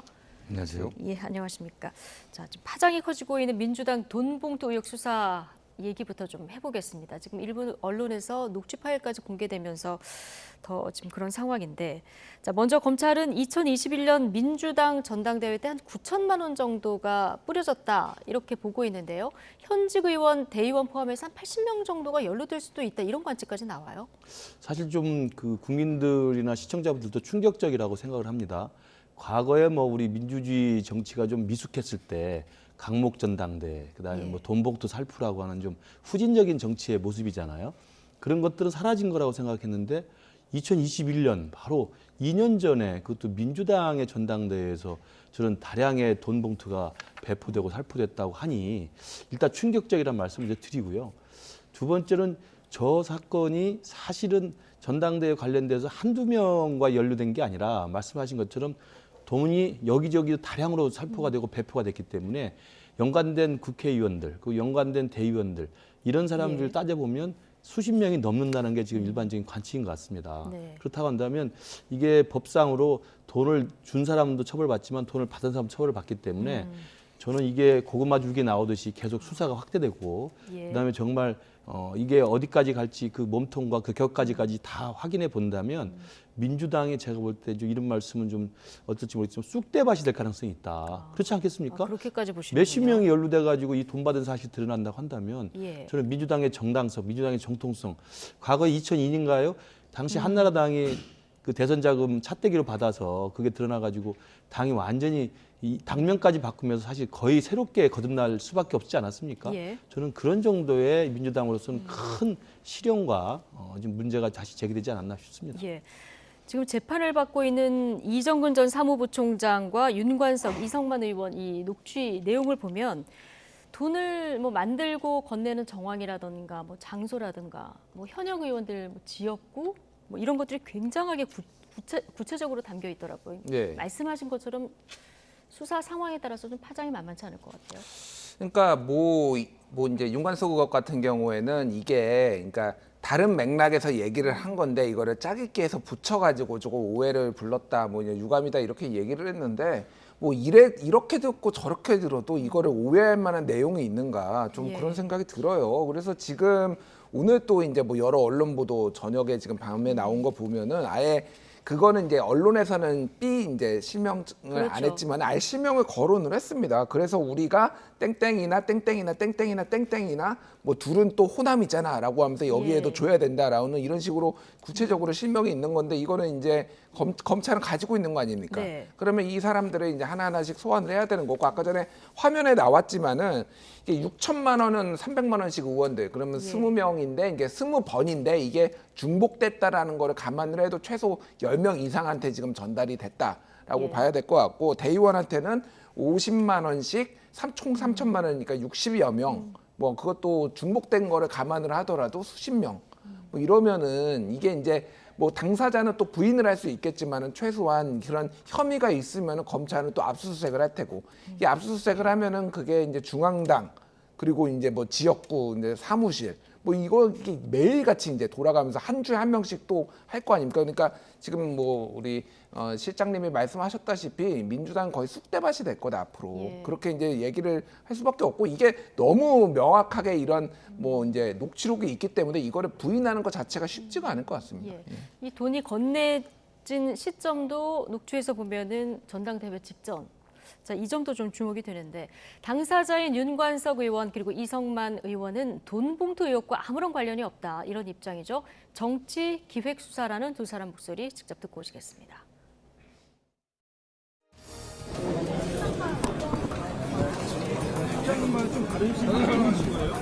오늘 어떻게 발언하셨어요? 입장문과 같은 얘기를 했습니다. 지금 어제 녹취록 나온 것은 어떤 맥락에서 말씀하신 건가요? 이미 입장문에서 얘기했기 때문에 더 반복하지는 않겠습니다. 앞으로 어떻게 대응할 계획이세요? 이건 뭐 정치 탄압, 그다음에 국면 전환을 위한 무리한 검찰의 기획 수사 쇼라고 봅니다. 입장문으로 다 밝혔고 뭐 사실은 무근이기 때문에 이 문제는 다퉈서 나갈 겁니다. 검찰 압수수색에 대해서는 좀 어떻게 생각하시나요? 불편하죠. 네, 불편하고 전체 그 내용을 봐서도 수긍하기 어렵고. 네. 두 분 모두 이 뭐 정치 탄압, 기획 수사다 이런 얘기를 좀 하고 있는데 녹취 속에 담겨 있는 본인들 그 발언에 대한 해명은 조금 더 필요해 보여요. 그러니까요. 그러니까 네. 저는 뭐가 오해고 뭐 그 전에 이제 했던 해명들이 뭐가 기획인지 잘 모르겠습니다. 일단 이게 이제 시작이 이정근 전 사무부총장으로부터 시작이 됐잖아요. 그렇죠. 그 박모 씨가 근데 이걸 시작을 한 거예요. 사업가. 돈을 그 9억 8천만 원을 준 사람, 그리고 명품백을 여러 개 준 사람이 내가 한마디로 얘기하면 돈을 줬는데 이 사람이 아무런 반응이 없으니까, 그러니까 이제 열받아서 이제 이게 신고 접수가 돼, 고발이 돼, 고소가 돼가지고 시작이 된 거고, 그 다음에 이제 가지가 뻗치면서 지금 이정근 사무부총장의 그 과거 휴대폰에 있는 3만 개의 음성 파일, 그 중에서 좀 유효한 거는 검찰에서 한 3천 개 정도를 보고 있더라고요. 예. 그러니까 그런 내용들에서 이제 가지를 뻗친 거니까 이게 정말로 검찰의 기획 수사라고 할 수 있는지 의문이고, 뭐 그냥 입에 붙은 것 같아요. 그냥 검찰의 기획 수사. 저는 이거를 검찰의 기획 수사라고 뭐 타이밍을 그렇게 뭐 이렇게 볼 수는 있겠습니다만, 그거 자체를 이거를 무리한 수사라고 보기도 어려운 거죠. 여기 이 정도까지 육성의 실명과 이런 내용이 나오는데 이거를 수사 안 하는 게 검찰의 직무유기라고 할 수 있고, 당시 상황을 보면은 윤관석 의원 같은 경우에는 송영길 시장일 때 인천시 대변인 했어요. 예. 그리고 이제 송영길 당선 이후에는 당 사무총장을 했고요. 이성만 의원 같은 경우에는 인천시의회 의장을 했었습니다, 과거에. 예. 그런 다음에 당 정책의 정책의 상임 부의장을 했고요. 그리고 뭐 이정근 사무부총장하고, 그러니까 이 핵심 여기에 관련된 사람들이, 이름 나오는 사람들이 다 그 송영길 캠프에서 핵심적인 역할을 했고, 다 송영길 대표가 된 다음에 요직에 앉았거든요. 예. 그러니까 뭐가 오해인지를 사실은 저는 잘 솔직히 이해가 안 갑니다. 그래서 뭐 이거는 본인이 억울하면 검찰에 가서 소명을 하면 되겠지만은, 글쎄요, 저는 좀 납득이 안 가는 뭐 해명인 것 같습니다. 네. 지금 검찰이 지금 말씀해 주신 이런 이유 때문에 최대 수혜자가 송영길 전 대표다 이렇게 보고 있는데, 자, 조사가 불가피해 보입니까? 이 전당대 과정에 살포가 된 거고요. 그리고 지금 문제가 되는 저 녹취 파일 녹음된 것은 전당대 바로 직전입니다. 예. 며칠 전에 이야기가 된 거고, 그러니까 전당대 바로 직전에 뭐 3천만 원, 6천만 원, 9천만 원 상당의 지금 밝혀진 것만 하더라도 그 돈이 봉투에 담겨서 수십 명 의원들과 대의원들한테 전달됐다는 거 아니겠습니까? 그러면 전당대회가 초박빙으로 그때 가고 있었어요. 그러니까 당시에 친문계 대표주자는 이제 홍영표 의원이 당대표 출마를 했고, 당시 이제 이재명 대표 측의 지원을 주위에 업고 나온 게 이제 송영길 대표였습니다. 그래서 송영길 대표와 홍영표 의원 사이에 이 전당대회가 결국 결과적으로 뚜껑을 열어봤을 때 0.5%포인트 차이로 송영길 대표가 당선이 됩니다. 아주 신승을 한 그러니까 거죠. 굉장히 초박빙의 전당대회 당대표 선거였습니다. 그렇기 때문에 제가 볼 때는 그 전당대 투표가 있기 며칠 전에 돈봉투가 살포가 된 거죠. 절박하면 돈봉투를 돌리거든요. 그러니까 그런 맥락에서 보면 저 돈이 단순히 인사치레나 뭐 이런 게 아니라 전당대회에서 송영길 대표 당선을 위한 막판 총력전의 일환으로 돈이라고 하는 극약 처방을 내린 거라는 저는 합리적 의심이 분명히 정황상 들 수밖에 없다. 그런 맥락으로 본다면 결국 이 돈은 누구를 위한 돈이었느냐? 라고 생각하면 당연히 결과적으로 송영길 대표의 0.5%포인트라고 하는 신승의 막판에 기여한 돈봉투였던 것으로 보이고요. 또 돈을 마련한 강내구라고 하는 사람도 송영길 대표 측근으로 분류가 되고 있고, 지금 말씀하신 것처럼 지금 등장하는 이정근 사무부총장, 그다음에 이성만 의원, 윤관석 의원이 다 송영길 대표가 인천시장 때부터 다 측근으로 있었고, 당시 당대표 선거에서 송영길 캠프의 핵심들이었습니다. 조직을 관장했던 분들입니다. 당연히 그렇기 때문에 이것은 송영길 대표의 당선을 위한 최후의 수단, 카드로서 돈이 뿌려졌다고 볼 수밖에 없기 때문에 저는 검찰의 수사가 송영길 대표로까지 가지 않을 수가 없지 않겠느냐. 왜냐하면 이 정당법상이나 정치자금법상에 당대표 선거에서 돈이 오갔을 때 이것들을 묵인하거나 보고받거나 지시하거나 이익했을 경우도 그 사람이 처벌받게 돼 있습니다. 저는 그러면서 본다면 지금 파리에 있는 송영길 대표가 오늘 입장문을 내긴 냈습니다만 지금 이런 혐의로부터는 완전히 자유롭게 벗어나기는 어렵지 않겠나 생각합니다. 예, 송영길 전 대표 입장도 궁금한데 이정근 전 부총장 개인 일탈을 감시 못해서 유감이다 이런 입장을 냈습니다. 그러니까 거리 두는 발언으로 들리는데요. 그러니까 왜 그러면 이정근 사무부총장이 개인 일탈을 했는지 이거에 대해서 그냥 우리가 생각을 해보면은 뭐 지금 정황에 대해서는 저도 설명을 하고 우리 김근식 실장 교수님도 얘기를 했지만은 이거는 송영길 당선을 위해서 지금 했다라는 거잖아요. 근데 이 개인 일탈이 지시를 했는지 여부 뭐 그거는 이제 검찰 수사를 통해서 밝혀봐야 되겠지만은 송영길 당선을 위해서 한 건데 그리고 그 이후에 당선 이후 당대표 이후에 여러 가지 이제 자리로서 이제 보답을 받은 건데 이거를 개인 일탈로 볼 수 있을지 의문이에요. 그러니까 사법적 유무죄는 또 뭐 다퉈봐야 되는 문제지만은 정치적으로는 이거는 너무 명백해 보입니다. 그러니까 이거를 어떻게 모를 수가 있을까? 사람들은 그렇게 생각을 할 거예요. 그래서 이 부분은 이제 송영길 대표가 계속 파리에 머무실지 아니면 국내에 들어와 가지고 이 부분에 있어서 책임을 지고 뭐 해명을 하고 할 건지는 잘 모르겠으나 막 계속 파리에 머물기는 좀 힘들지 않을까 그렇게 보여지고 결국은 들어올 거라고 저는 생각을 합니다. 이정근 전 사무부총장의 개인 일탈이다. 자, 그럼 이정근 전 부총장의 진술이 앞으로 검찰 수사에서 관건인데 이정근 전 부총장이 JTBC 보도에 의하면 이미 그 돈봉투 조성을 인정하고 있다. 이런 보도도 지금 나오고 있는 상황이라서 이 부분도 좀 주목이 되죠. 그러니까 이정근 사무부총장의 이 혐의나 재판은 이미 본인의 개인 뇌물수수 협의는 이번에 1심이 나왔잖아요. 그렇죠. 그러니까 이 사건이 처음 발발한 지로 지금 상당 기간 시간이 지났는데 이정근 전 사무부총장의 개인 뇌물수수 혐의로 이미 재판이 진행되고 수사가 진행됐는데 지금 말씀하신 것처럼 이분이 휴대폰이 여러 개가 있고 휴대폰에 굉장히 많은 녹취 파일이 있다는 겁니다. 그걸 검찰이 수사를 하는 과정에서 입수를 하게 됐고 말씀하신 것처럼 3만 개면요. 검찰이 매일 날을 새도 이게 다 확인하기가 쉽지가 않지 않습니까? 그러다 보니까 이걸 다 들여다보고 사건이나 범죄 혐의와 관련이 없는 건 제외하고 그 관련이 있는 것만 또 추려가지고 조사를 하게 되지 않겠습니까? 그러다가 지금 이 윤관석 의원과 이성만 의원의 이제 범죄 혐의가 나온 거라고 보고요. 그렇기 때문에 저는 이것이 지금은 사건의 시작 초기일 수밖에 없고 이 녹취 파일이 계속 또 드러나고 하면서 어디까지 불똥이 튈지 아까 제가 말씀드린 것처럼 고구마 죽이 역혀 나오듯이 누구까지 나올지 그리고 쑥대밭이 될 수밖에 없다는 상황이 분명히 그런 상황이고요. 또 이게 이정근 사무총장이 지금 오늘 내일 어제 오늘 나온 이 금품수수 사건뿐만 아니라 이전에도 이미 다른 분들과 연관이 돼 있잖아요. 노영민 전 비서실장이라든지 또 노웅래 의원도 사실은 이정근 사무총장의 녹취와 관련된 진술에서 비롯된 금품수수였습니다. 그다음에 이하경 의원도 이정근 사무부총장과 진술과 관련된 녹취 파일과 관련된 취업 특혜 청탁 의혹이었습니다. 이렇게 줄줄이 나오고 있기 때문에 저는 이 이정근 사무부총장의 녹음 파일이 저는 민주당을 쑥대밭으로 만들 수밖에 없는 판도라의 상자다 이렇게 볼 수밖에 없을 것 지금 같습니다. 저희가 이제 어디까지 퍼질까 자, 이 정리를 해봤는데 이게 이정근 전 부총장 개인 비리에서 시작했는데 지금 판이 커지고 있는 이런 상황입니다. 자, 어쨌든 정당법에 따르면 건넨 사람, 받는 사람, 지시한 사람 모두 처벌을 받는 거죠. 네, 뭔데 이제 지시한 거나 이제 권유 알선한 사람은 5년 이하 징역에 1천만 원 이하 벌금 그리고 뭐 향응 수수한 사람은 3년 이하 징역 또는 600만 원 이하 벌금에서 지시한 사람이 이제 더 안 좋아요. 근데 지금 전체적으로 보면은 지금 녹취록에 나온 걸 보면은 여기 이 안에서 지시를 한 사람은 윤관석 의원이 대충 돈이 어디로 뿌려져야 된다라고 수요 파악을 하고 이거를 이제 이성만이나 이제 저기 누구죠 이정근한테 얘기를 해가지고 그쪽에서 마련해오는 뭐 이런 구조잖아요. 그러면 현재로서는 윤관석 지금 의원이 가장 좀 무거워 보이는데 이게 이제 송영길 대표가 알았느냐 몰랐느냐 지시를 했느냐 거기까지 가야 될 것 같고 지금 언론 보도를 보면은 이제 송영길 대표 보좌관이 알았다라는 거 아니에요. 그러면 윤 뭐 얼마 전달했음 이거를 문자로 보냈으면 그거를 보좌관이 받았다라는 것까지 지금 확인이 된 거잖아요. 검찰이 이제 그거를 확인했다라고 한다면은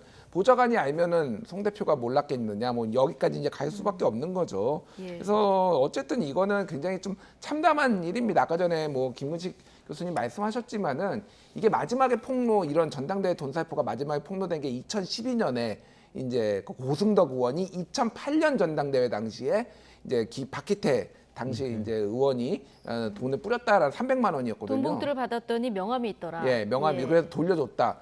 근데 참 그때도 300만 원이고 지금도 300만 원이고 이게 공정가인지 제가 그건 잘 모르겠습니다만 어쨌든 인플레이션도 없고 참 똑같은 금액이 계속 오가고 있네요.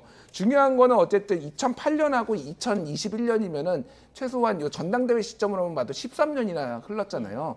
13년이 흘렀는데도 한국 정치는 그대로다. 이게 좀 참담한 거고 이거는 뭐 정파 뭐 이런 걸 다 떠나가지고 엄정하게 수사를 해가지고 이런 돈봉투 살포 이런 관행들은 완전하게 뿌리를 뽑아야 되지 않을까 그렇게 보여집니다. 네, 여야 막론하고 이 자체로 좀 한국 정치에 좀 참담하다 이런 의견을 주셨는데요. 여야 공방도 달아오르고 있습니다. 국민의힘에서는 돈당대회, 쩐당대회라는 거 비꼬았고요. 민주당은 불편한 심기를 감추지 않았는데요. 관련 발언 듣고 오시겠습니다.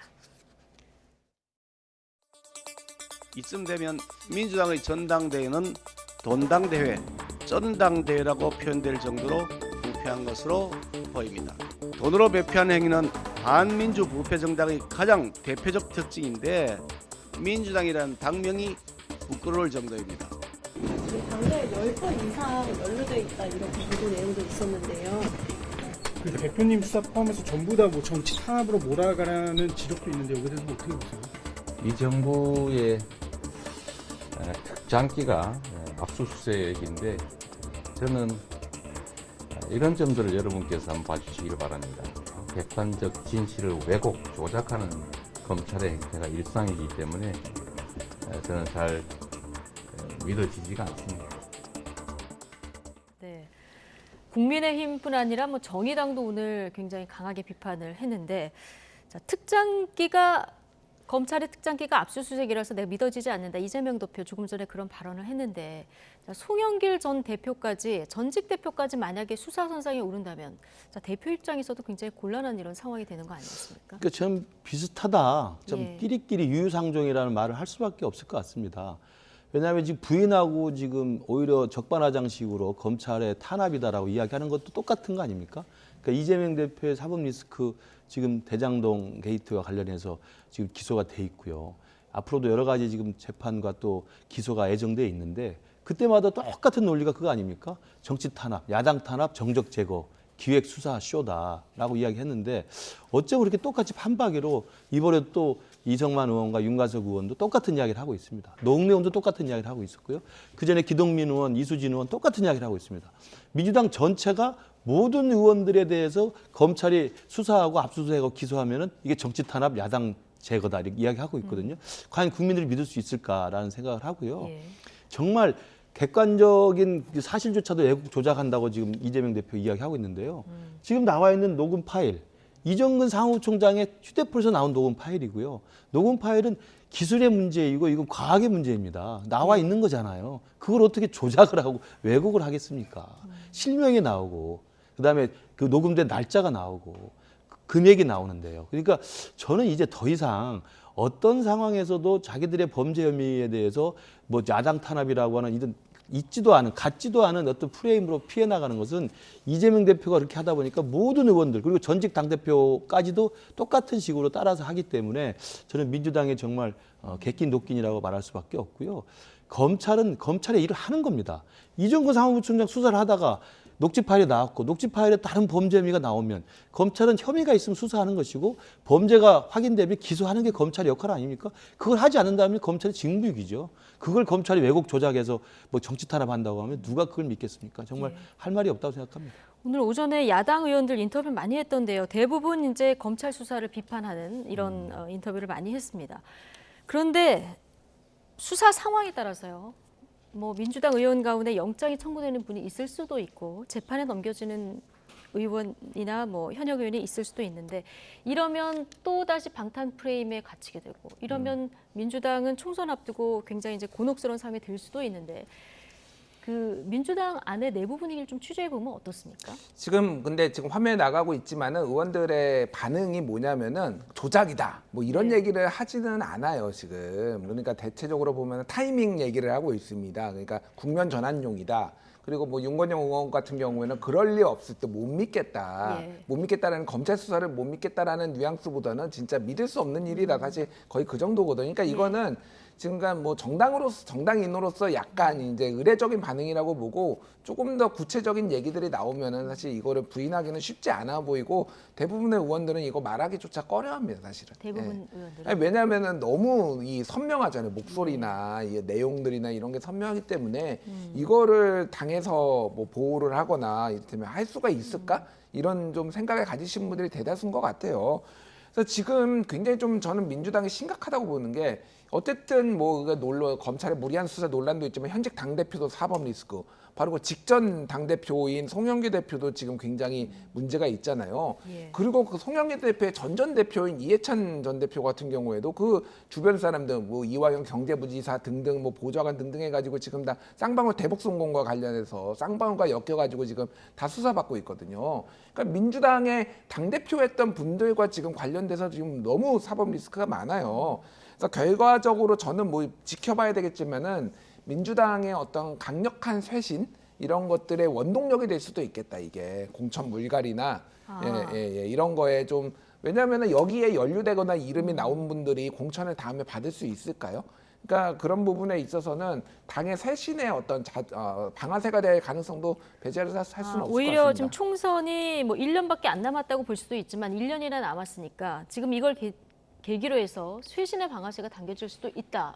그렇죠. 그러니까 예를 들면은 지금 수사 선상에 오른 사람들이 예. 공천을 받게 된다라고 하면은 비명계나 뭐 이쪽에서 가만히 소장파들이 가만히 있을까요? 그러니까 오히려 이거를 기회로 강력한 정치 개혁의 원동력으로 좀 해가지고 좀 또 정면 돌파를 할 가능성. 근데 그거는 이제 이재명 대표의 사법 리스크는 어떻게 할 것이냐. 거기에서 이제 약간 이제 딜레마들이 발생하거든요. 그러니까 이제 뭐 하반기에 뭐 비대위가 나올 수도 있네. 뭐 이런 얘기들까지 지금 같이 지금 맞물려가지고 지금 나오고 있는 겁니다. 그러니까 저는 그 해체 버금가는 뭐 민주당이 아마 근본적인 환골 탈퇴가 필요할 거예요. 불가피할 겁니다. 저게 수십 명이 연루돼서 나온다면 어떻게 그걸 감당할 수 있겠습니까? 내년이 총선인데.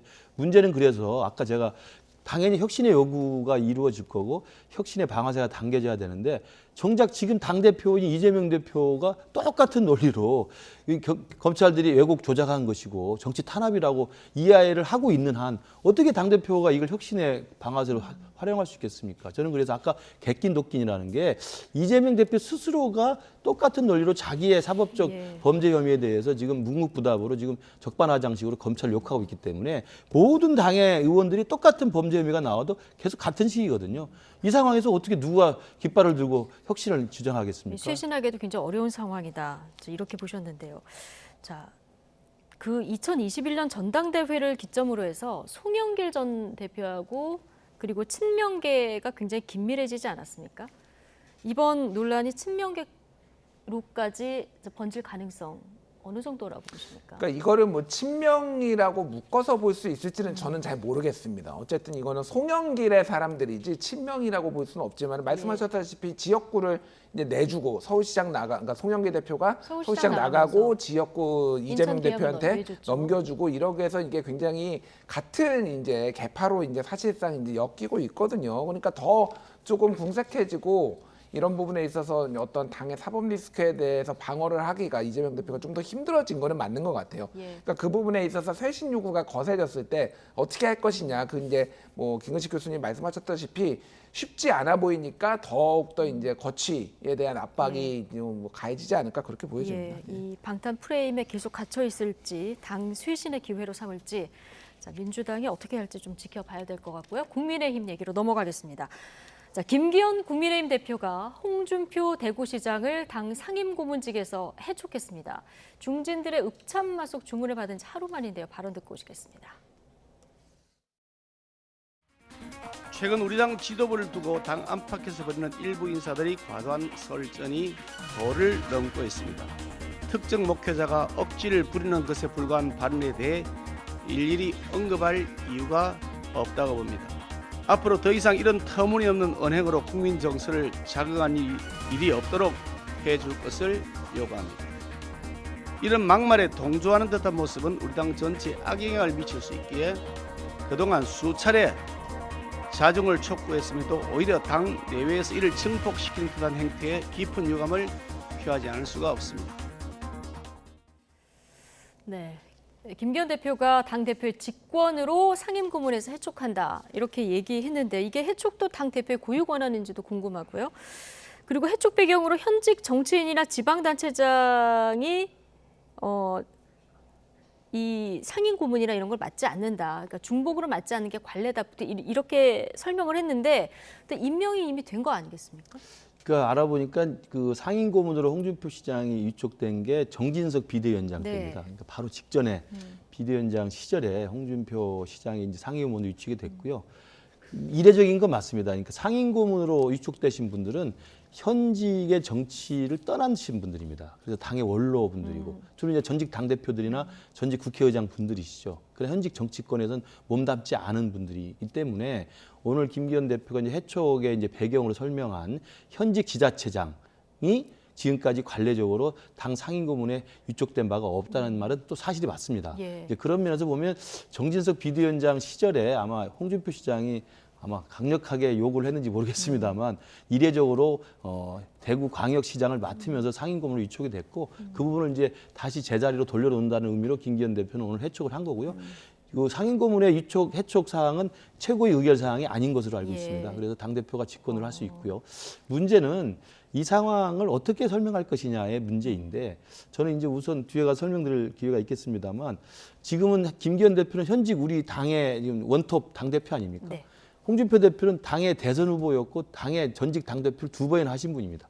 그럼 사실 당이 좀 갈등을 하고 당이 분란에 쌓이면 두 분이 가장 어른들 아닙니까? 두 분이 밖에서 이렇게 장외에서 설전을 벌일 이유가 뭐가 있는지 저는 그게 일단 좀 안타깝습니다. 홍준표 대표가 워낙 심하게 말한 것도 많아요. 같은 말을 하고 쓴소리를 하더라도 정도가 있고 그 금도가 있는데 비대위를 언급한다든지 무슨 약점이 잡혔냐라고 했는데 뭐 굉장히 감정적으로 날선 발언들을 하는 것이 실제로 그 공개적인 발언이거든요. 페북이나 라디오 인터뷰에서 하는 것들은 이제 그런 것들을 과연 홍준표 시장이라는 분이 밖에서 떠들 필요가 뭐가 있느냐. 모르는 사이도 아니고 그럼 만나서 이야기를 하든지 쓴소리를 하고 충심에 당의 변화를 원하는 거라면 또 마찬가지로 김기현 대표도 마찬가지로 생각합니다. 저런 이야기가 나오면 직접 전화를 하거나 만나서 도대체 무슨 이야기를 하고 싶은지 들어봅시다 라고 풀 수 있는 문제인데 이렇게 장외에서 바깥에서 설전을 주고받고 결국 해촉 사태까지 간 것이 우리 당의 앞으로의 그 어떤 단합에 저는 좀 좋지 않은 모양새다. 그러나 어찌됐든 홍준표 대표의 과도한 비난은 이전 정도의 아마 우리 김기현 대표 체제에서는 좀 단호하게 선을 긋겠다는 생각을 한 것으로 보입니다. 근데 뭐 발언이 과했다고 해도 예를 들어서 뭐 5.18 발언이나 4.3 발언으로 문제를 일으키신 그 당내 최고위원들도 있는데 홍준표 대표 해촉이 먼저냐 뭐 이런 지적도 좀 나오더라고요. 저는 지금 국민의힘의 상황을 보면은 이렇게 좀 요약을 하고 싶어요. 만인에 대한 투쟁 중이구나 지금. 그러니까 토마스 홉스의 그 리바이어던에 나오잖아요. 그러니까 사회계약을 맺기 전에 자연 상황에서는 모두가 지금 각자 주장하고 있고 각자의 정치적 이득을 위해서 다 지금 막 종횡무진 다 맞부딪히고 있는데 김재원은 김재원대로, 홍준표는 홍준표대로, 김기현은 김기현대로, 뭐 태용호는 태용호대로 본인들 그냥 주장하고 싶은 거 막 다 하고 뭐 이준석은 이준석대로. 그러니까 이게 당인가? 이게 조직인가? 사실 이런 생각이 들어요. 그러니까 진짜 진지하게 염려를 하는 겁니다. 그래서 이게 조금 당의 규율도 있어야 되고 이거에 대해서 본인들의 이기심과 옳은 소리를 해도 상대방이 수긍할 수 있게 하는 것도 필요하거든요. 그게 김근식 교수님이 말씀하셨던 그런 건데 홍준표 시장의 저 발언은 저는 사실 홍준표 시장이 맞는 말씀을 하셨어요. 근데 그게 홍준표가 할 얘기는 아닙니다. 왜 그러냐면은 이거는 이중잣 대예요. 홍준표 시장은. 왜 그러냐면은 자 4.3부터 말씀드릴게요. 태용호 최고위원이 자 김일성의 지시를 받아가지고 지금 4.3이 이루어졌다. 이거는 아예 팩트 자체가 완전히 틀린 거고 당시에 박헌영 남노당의 박헌영하고 그 김일성 조선노동당은 서로 정통성 경쟁을 했기 때문에 누가 지시를 받고 그런 관계가 아니었어요. 그리고 뭐 이미 문헌으로도 이미 아예 김일성은 4.3은 자연 발생적인 거라서 몰랐다라는 거. 근데 자, 2018년에 4.3 추념식에 가가지고 당시 자유한국당 홍준표 대표가 뭐라고 했는지 아십니까? 4.3은 좌익폭동이다. 그래가지고 제주도가 뒤집어졌어요. 본인이 그렇게 막 4.3을 폄훼해놓고는 갑자기 태용호 의원이 그 얘기하니까 근엄하게 야 그런 걸 어떻게 얘기합니까? 이렇게 얘기를 하는 게 이게 먹히겠냐고요. 그게. 5.18도 마찬가지입니다. 김재원 최고가 무리했죠. 헌법 정신에 넣으면 안 된다는 거예요. 윤석열 대통령 공약인데. 근데 5.18 명단 공개, 유공자 명단 공개해야 된다. 이거 못 믿겠다라고 한 게 홍준표 대표예요. 그 당시에 그래서 난리가 났습니다. 이게 왜냐면 구구에 지만원 씨 이런 사람들이 주장하던 거였거든요. 그거를 본인은 또 옛날에 아무 일도 없었다는 듯이 내가 그게 당시 홍준표 그 대표의 블로그가 있는데 제가 가보니까 다 비공개 처리해놨더라고요. 네. 마치 없었다는 듯이 또 그렇게 해놓습니다. 그러니까 맞는 얘기를 하더라도 본인의 그런 것들을 좀 강하게 적용을 해야 되는데 그러니까 이게 무리하게 정치적 공세로 보이는 거예요. 그래서 저는 그 홍준표 시장의 어떤 톤도 문제고 저렇게 본인의 정치적 경쟁자들을 저렇게 제거하듯이 과거에 이를테면 윤석열 대통령한테 본인이 하면은 조언이고 유승민 전 의원이 하면은 내부 총질이라고 얘기를 합니다. 그런 게 어디 있습니까? 일관성이 있어야지. 그러니까 지금 홍준표 시장도 사실은 많이 인심을 잃었어요. 근데 그렇다고 그러면 김기현 의원이 대표가 잘했느냐? 김기현 대표는 도대체 뭘로 총선을 치르려고 합니까? 천하용인도 쳐내고 안철수 손절하고 홍준표 하고 그러면 도대체 누구랑 무슨 표를 얻어가지고 지금 총선을 이기겠다라는 거예요. 연포탕 끓이겠다라고 하는데 연대 포기 다 하고 지금. 그러니까 이게 당연히 아수라장이에요. 지금 아수라장. 정말 안타깝습니다. 제가 안타까워서 지금 굉장히 길게 말씀해 주셨는데 어쨌든 홍준표 대구시장은 좀 화가 많이 나신 것 같아요. 계속 글을 올리셔서 저희가 그래픽 두 판으로 발언을 정리를 했는데요. 저녁에 또 글을 올리셨더라고요. 괘씸해서 한자 더 적는다. 당대표 만들어놨더니 느닷없이 뒤통수를 친다. 나는 앞통수를 치는데 그렇게 뒤통수 치는 건 비열하다. 이렇게 또 한마디 남기셨는데요. 자, 앞으로 어떻게 될까? 지금 김준일 에디터가 해주셨지만 지금 국민의힘에서 이준석계 그리고 안철수 당시 후보 다 지금 배척하는 이런 상황이면 선거는 어떻게 치르냐 이런 지적이신데 늘 더하기 정치해야 된다 이렇게 강조하시는 김근식 실장님 보시기엔 어떻습니까? 맞죠. 지금 총선이 코앞인데 지금 전당대회 과정에서 이른바 용산의 이른바 입김 이런 것들이 작용했다고 논란이 되면서 유력 후보들이 이제 조금씩 이제 중도 포기하는 상황도 있었잖아요. 네. 유승민 의원 같은 경우 당대표를 나올 수 없도록 만든 게 이제 룰 개정을 했던 것이고 나경원 의원이 나오려고 했다가 이제 사실은 이제 용산과의 갈등 속에서 사실 자진 포기를 했고요. 그다음에 안철수 의원은 끝까지 갔었죠. 그러니까 그런 과정에서 물론 이준석 대표는 그 전에 이제 대표직에서 이제 물러났고 그런 과정에서 과연 당에서 플러스 정치나 이 화합과 연대와 포용의 정치가 가능하냐라는 문제 제기가 있을 수 있다고 봅니다. 그러다가 이제 급기야 지금 홍준표 전 대표까지 가세하면서 이제 해촉이 됐기 때문에 과연 어떤 사람들 중심으로 치를 것이냐라는 우리 김준일 수석 에디터의 말씀에 대해서 저희들도 돌이켜 봐야 된다고 생각합니다.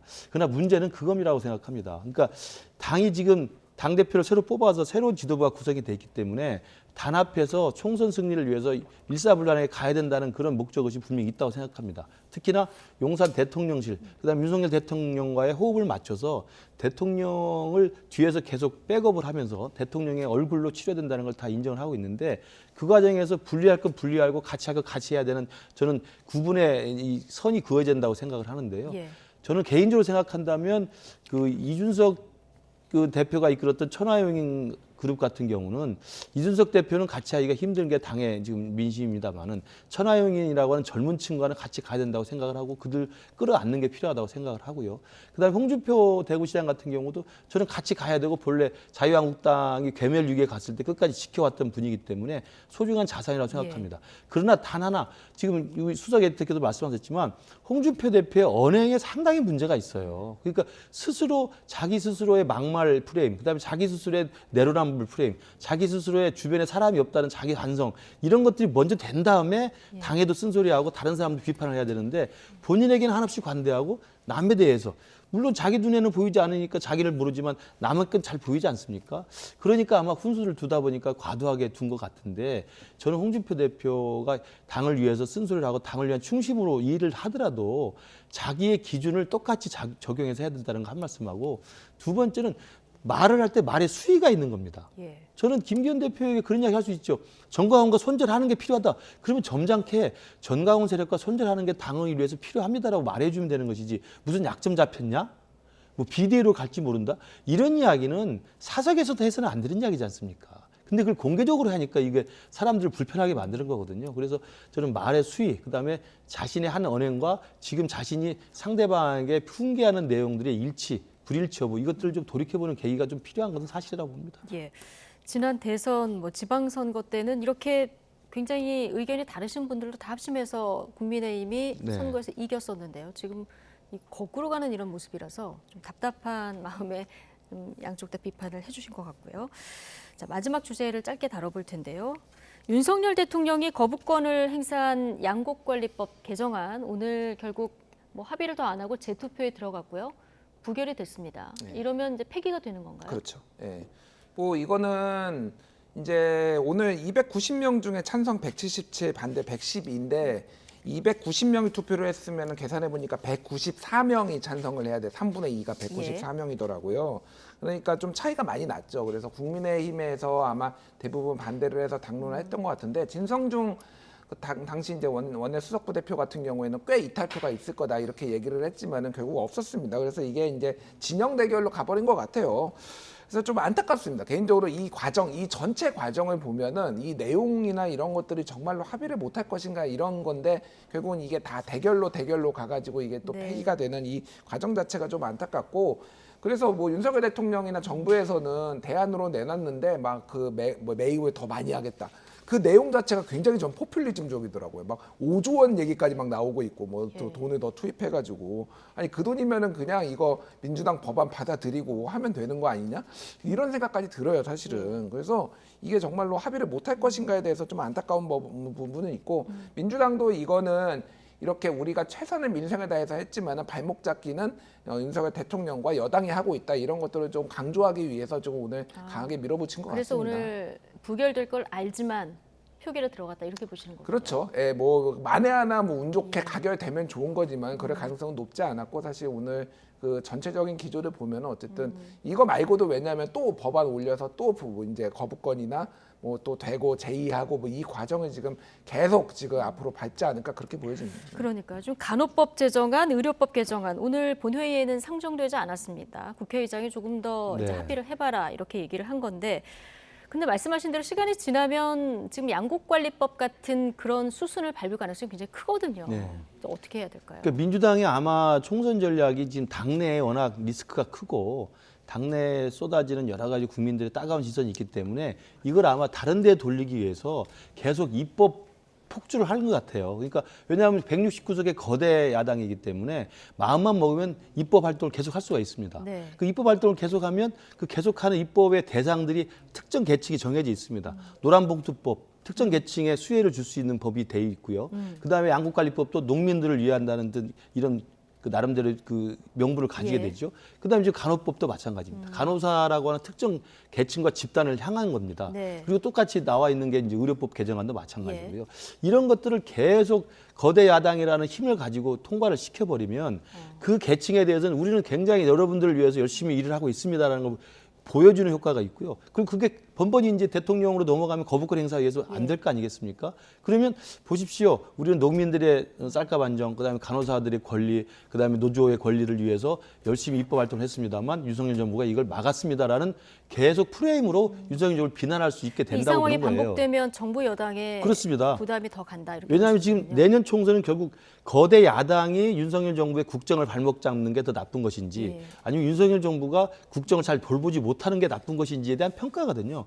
지금 민주당은 그 프레임을 짜기 위해서 거대 야당의 의석수를 믿고 정말 특정 계층과 특정 영역을 겨냥한 일관된 법을 만들어내고 그걸 윤석열 정부는 국가 전체 이익 차원에서는 거부할 수밖에 없는 상황을 내몰아서 윤석열 정부가 그것을 배신하고 거부하고 있다는 프레임을 짜고 있는 것으로 보입니다. 그러니까 오늘도 양곡관리법 당연히 저거 부결될 거 알고 있었죠. 그러나 강행을 하는 겁니다. 지금 법안 하나하나마다 지금 대치를 하고 있는데 여야가 합의로 저 법 중에서 하나라도 먼저 좀 합의가 됐으면 좋겠다. 국민들 이런 생각 간절히 좀 하실 것 같습니다. 오늘 나이트 포커스 여기까지 하겠습니다. 김근식 전 국민의힘 비전전략실장, 김준일 뉴스톱 수석 에디터 두 분과 함께했습니다. 고맙습니다.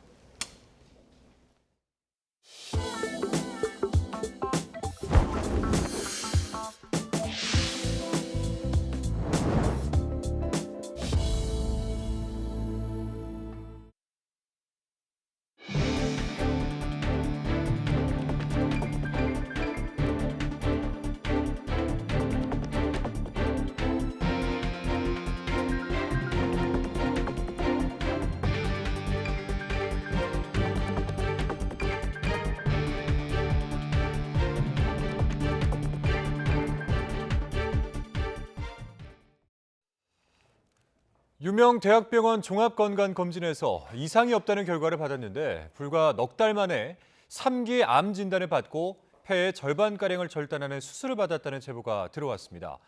해당 병원 측은 폐암이 원래 발견하기 힘들다는 입장을 내놨는데요. YTN 취재진이 문의한 전문의의 소견은 조금 달랐습니다. 제보는 Y 김다현 기자의 보도입니다. 50대 여성 A씨는 지난해 4월 비대학병원에서 받은 종합건강검진에서 폐에 이상이 없다는 결과지를 받았습니다.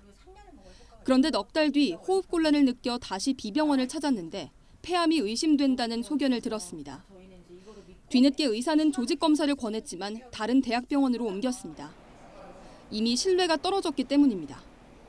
새로 옮긴 병원에서 암이 확실하다는 설명을 들었고 최종적으로 3기 폐암이라는 진단을 받았습니다. 모양상으로는 폐암일 가능성이 95%네요. 빨리 치료를 하는 게 그다음에 스텝을 우리가 밟아야 되는 거죠. 청천벽력 같은 소식을 들은 A씨는 일주일 만에 한쪽 폐의 절반을 절제하는 큰 수술을 받아야 했습니다. 가족으로서 해줄 수 있는 게 아무것도 없다는 거? 근데 그게 가장 힘들고 그래서 저는 지금 일단 휴직까지 한 상태거든요. 조금 더 일찍 알았으면 조기에 치료했으면 어땠을까? YTN은 A씨가 처음에 갔던 B병원의 입장을 듣기 위해 직접 방문했습니다. 병원 측은 원래 폐암이 엑스레이로 안 나오는 경우가 많아서 의사들도 힘들어한다는 해명을 내놨습니다. 정말 그럴까? 다른 전문의에게 A씨의 엑스레이 검사 결과를 보여줬더니 병변으로 의심되는 물체가 있다는 답변이 돌아왔습니다. 가슴 흉부 사진에서 왼쪽에 약간 희미하게 의심되는 병변이 보이는 것 같습니다. 그럴 경우에는 연령이라든지 위험 인자를 고려해서 저설량 CT를 권고하는 것이 좋습니다. 현재 병원 측은 자신들이 환자에게 CT 촬영을 권하지 못한 사실은 인정하고 있습니다. 하지만 피해 환자와 가족은 건강검진 결과가 나오게 된 경위와 이후 병원 해명에 대해 여전히 이해할 수 없다는 입장입니다. YTN 김다현입니다. 네, 이 폐암 진단을 받고도 불과 넉 달 전에 아무 이상이 없다고 결론 내렸던 유명 대학병원 검진도 문제지만 이 이후의 대처가 더 이해가 되지 않습니다. 처음에는 오진이 아니라고 했다가 나중에 인정을 했고 또 다시 이를 번복하면서 피해 환자 측은 분통을 터뜨렸습니다. 계속해서 김다윤 기자의 보도입니다. 넉 달 뒤에 날벼락 같은 폐암 진단을 받은 환자 A씨 측이 처음 문제 제기를 했을 때 병원은 아무런 잘못이 없다는 입장이었습니다. 그러다 2달 뒤 외부 자문위원회 심사 결과 오진이 맞다며 과실을 처음으로 인정했습니다. 다만 환자의 증상이 아직 고정되지 않았다며 어떤 보상을 할지는 나중에 논의하자고 밝혔습니다. 오진에 대해서 저희 병원 과실은 당연히 있고요. 근데 이제 아직 환자분께서 치료 중이시고, 그다음에 증상이 고정이 되지 않아가지고 아직까지는 저희가 정확하게 산정을 하긴 좀 어려울 것 같고. 그런데 YTN 취재가 시작되자 이 같은 입장이 180도 바뀌었습니다. 직원이 말을 잘못 전한 것 같다며 외부 자문의를 연 적도 없고 오진이 아니라 진단지연이라고 말을 바꾼 겁니다. 진단지연은 병을 제때 알리지 않아 치료 시기가 지연되는 경우를 말하는 것으로 의료 분쟁에서 많이 쓰이는 표현입니다. 법조계에선 진단지연에 대한 명확한 규정이 없고 환자가 필요한 치료를 받지 못했다면 오진이라는 표현이 더 적절해 보인다고 지적합니다. 폐암 같으면은 진단하는 즉시 바로 그게 항암 치료를 하든 뭘 해야 되잖아요. 근데 이제 아예 진단을 못했기 때문에 그대로 냅둔 거기 때문에 오진이라는 표현이 더 맞는 것 같습니다. 병원 측은 여전히 오진이 아니라면서도 CT 촬영을 권하지 않은 과실은 인정하는 입장입니다. 이에 위자료 1,000만 원과 수술비를 지급할 수 있다고 했지만 피해 환자 측은 받아들이지 않고 있습니다. 해당 병원은 과실을 제대로 따져 적절한 지급 기준을 찾아보겠다며 의료분쟁조정중재원에 조정을 신청했습니다. YTN 김다현입니다. 갑자기 이유 없이 극심한 공포와 불안을 느끼는 공황장애 환자가 크게 늘고 있습니다. 각종 경제적, 사회적 스트레스에 노출되기 쉬운 40대 환자가 가장 많은데 증상이 나타나면 초기에 치료를 받는 게 좋습니다. 신윤정 기자의 보도입니다. 52살 직장인 소모 씨는 업무에 대한 부담감이 컸던 30대 중반. 사무실에서 갑자기 몸에 이상 증세가 나타났습니다. 숨을 제대로 쉴 수 없어 응급실을 찾았고 공황장애 진단을 받아 15년 넘게 약을 먹고 있습니다. 근데 갑자기 이제 답답해지고 몸 상태가 이제 되게 이제 갑자기 죽을 것 같다. 막 10분, 20분 되니까 완전히 공포가 오는 거예요. 공포가 오더니 이제 숨이 가빠지고 과호흡하게 되고. 소 씨처럼 갑작스러운 호흡곤란 등 신체 증상과 함께 극도의 불안으로 공황 발작을 겪는 공황장애 환자가 크게 늘고 있습니다. 국내 공황장애 진료 인원은 지난 2017년 13만 8천여 명에서 4년 만에 45% 가까이 늘며 20만 명을 넘겼습니다. 남성 8만 9천여 명, 여성 11만 1천여 명이었고 연령대로 보면 40대가 23.4%로 가장 많았고 이어 50대와 30대 순이었습니다. 공황장애는 다양한 요인이 함께 작용해 발생하는데 스트레스나 질환, 과로, 음주나 카페인 등으로 신체 감각이 예민해진 상태에서 자율신경계 각성이 유발돼 나타날 가능성이 큽니다. 연예인들의 발병으로 공황장애가 많이 알려지고 정신건강의학과 문턱이 낮아진 데다 각종 스트레스가 만연한 사회 분위기 속에서 환자가 증가한 것으로 보입니다. 일단 40대가 사회, 경제, 문화적으로 이제 여러 가지 스트레스들이 좀 집중되는 세대이다 보니까 실제로 발병이 많을 것 같고요. 주로 이제 20, 30대 초기 성인기에 많이 발병하는 걸로 알려져 있는데 그분들이 그때 제때 치료하지 못하다가 이제 40대가 돼서 병원을 찾아오는 경우도 많아서 이제 가슴 두근거림과 식은땀, 숨이 안 쉬어지거나 답답한 느낌, 죽을 것 같은 공포 등을 겪었다면 병원을 찾아 빨리 치료를 시작하는 게 좋습니다. 또 평소 운동이나 취미 활동, 휴식을 통해 스트레스나 신체적 긴장이 쌓이지 않도록 관리하고 지나친 음주와 카페인 섭취도 자율신경계 균형을 무너뜨릴 수 있어서 피하는 것이 좋다고 전문가들은 조언합니다. YTN 신윤정입니다. 김포시는 출근 시간대 과밀로 민원이 이어지고 있는 김포 골든라인 승객을 분산하기 위해서 김포공항역과 연결되는 시내버스 70번 노선에 버스를 추가 투입하는 방안을 검토하고 있습니다.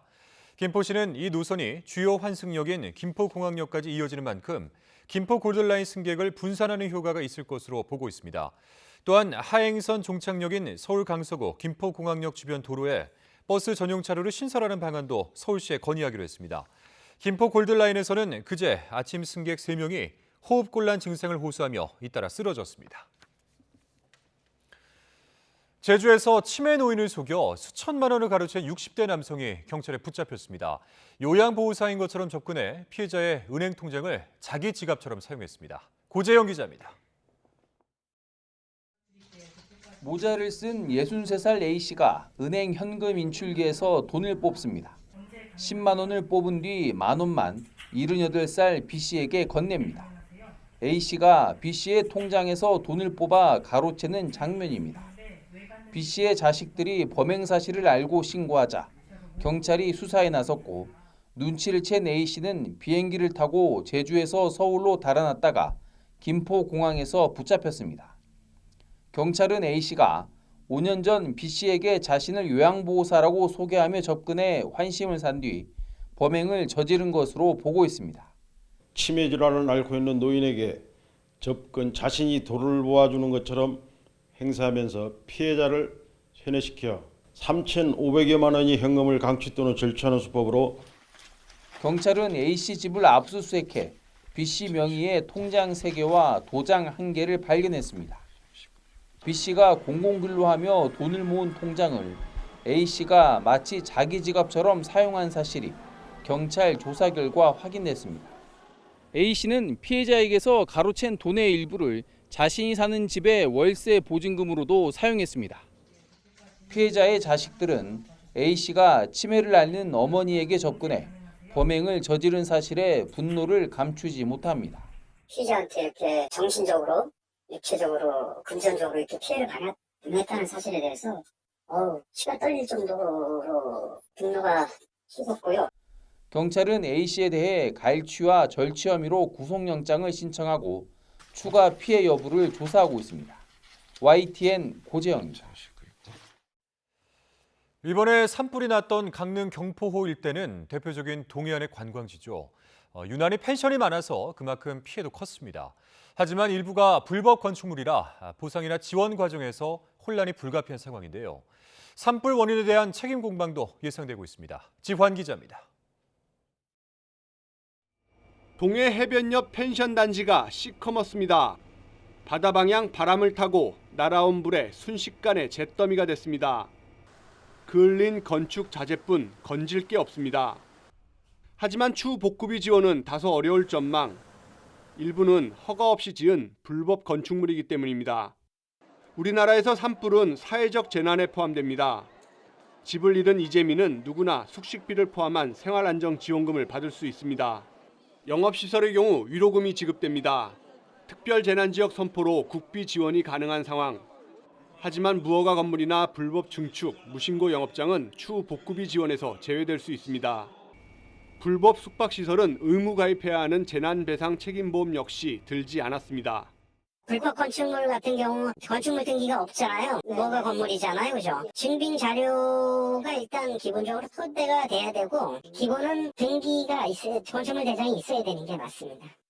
산불 원인 책임 소재를 놓고도 치열한 공방이 불거질 전망입니다. 1차 감식 결과 바람에 쓰러진 나무가 전선을 끊으며 산불이 발생했기 때문 전례가 있습니다.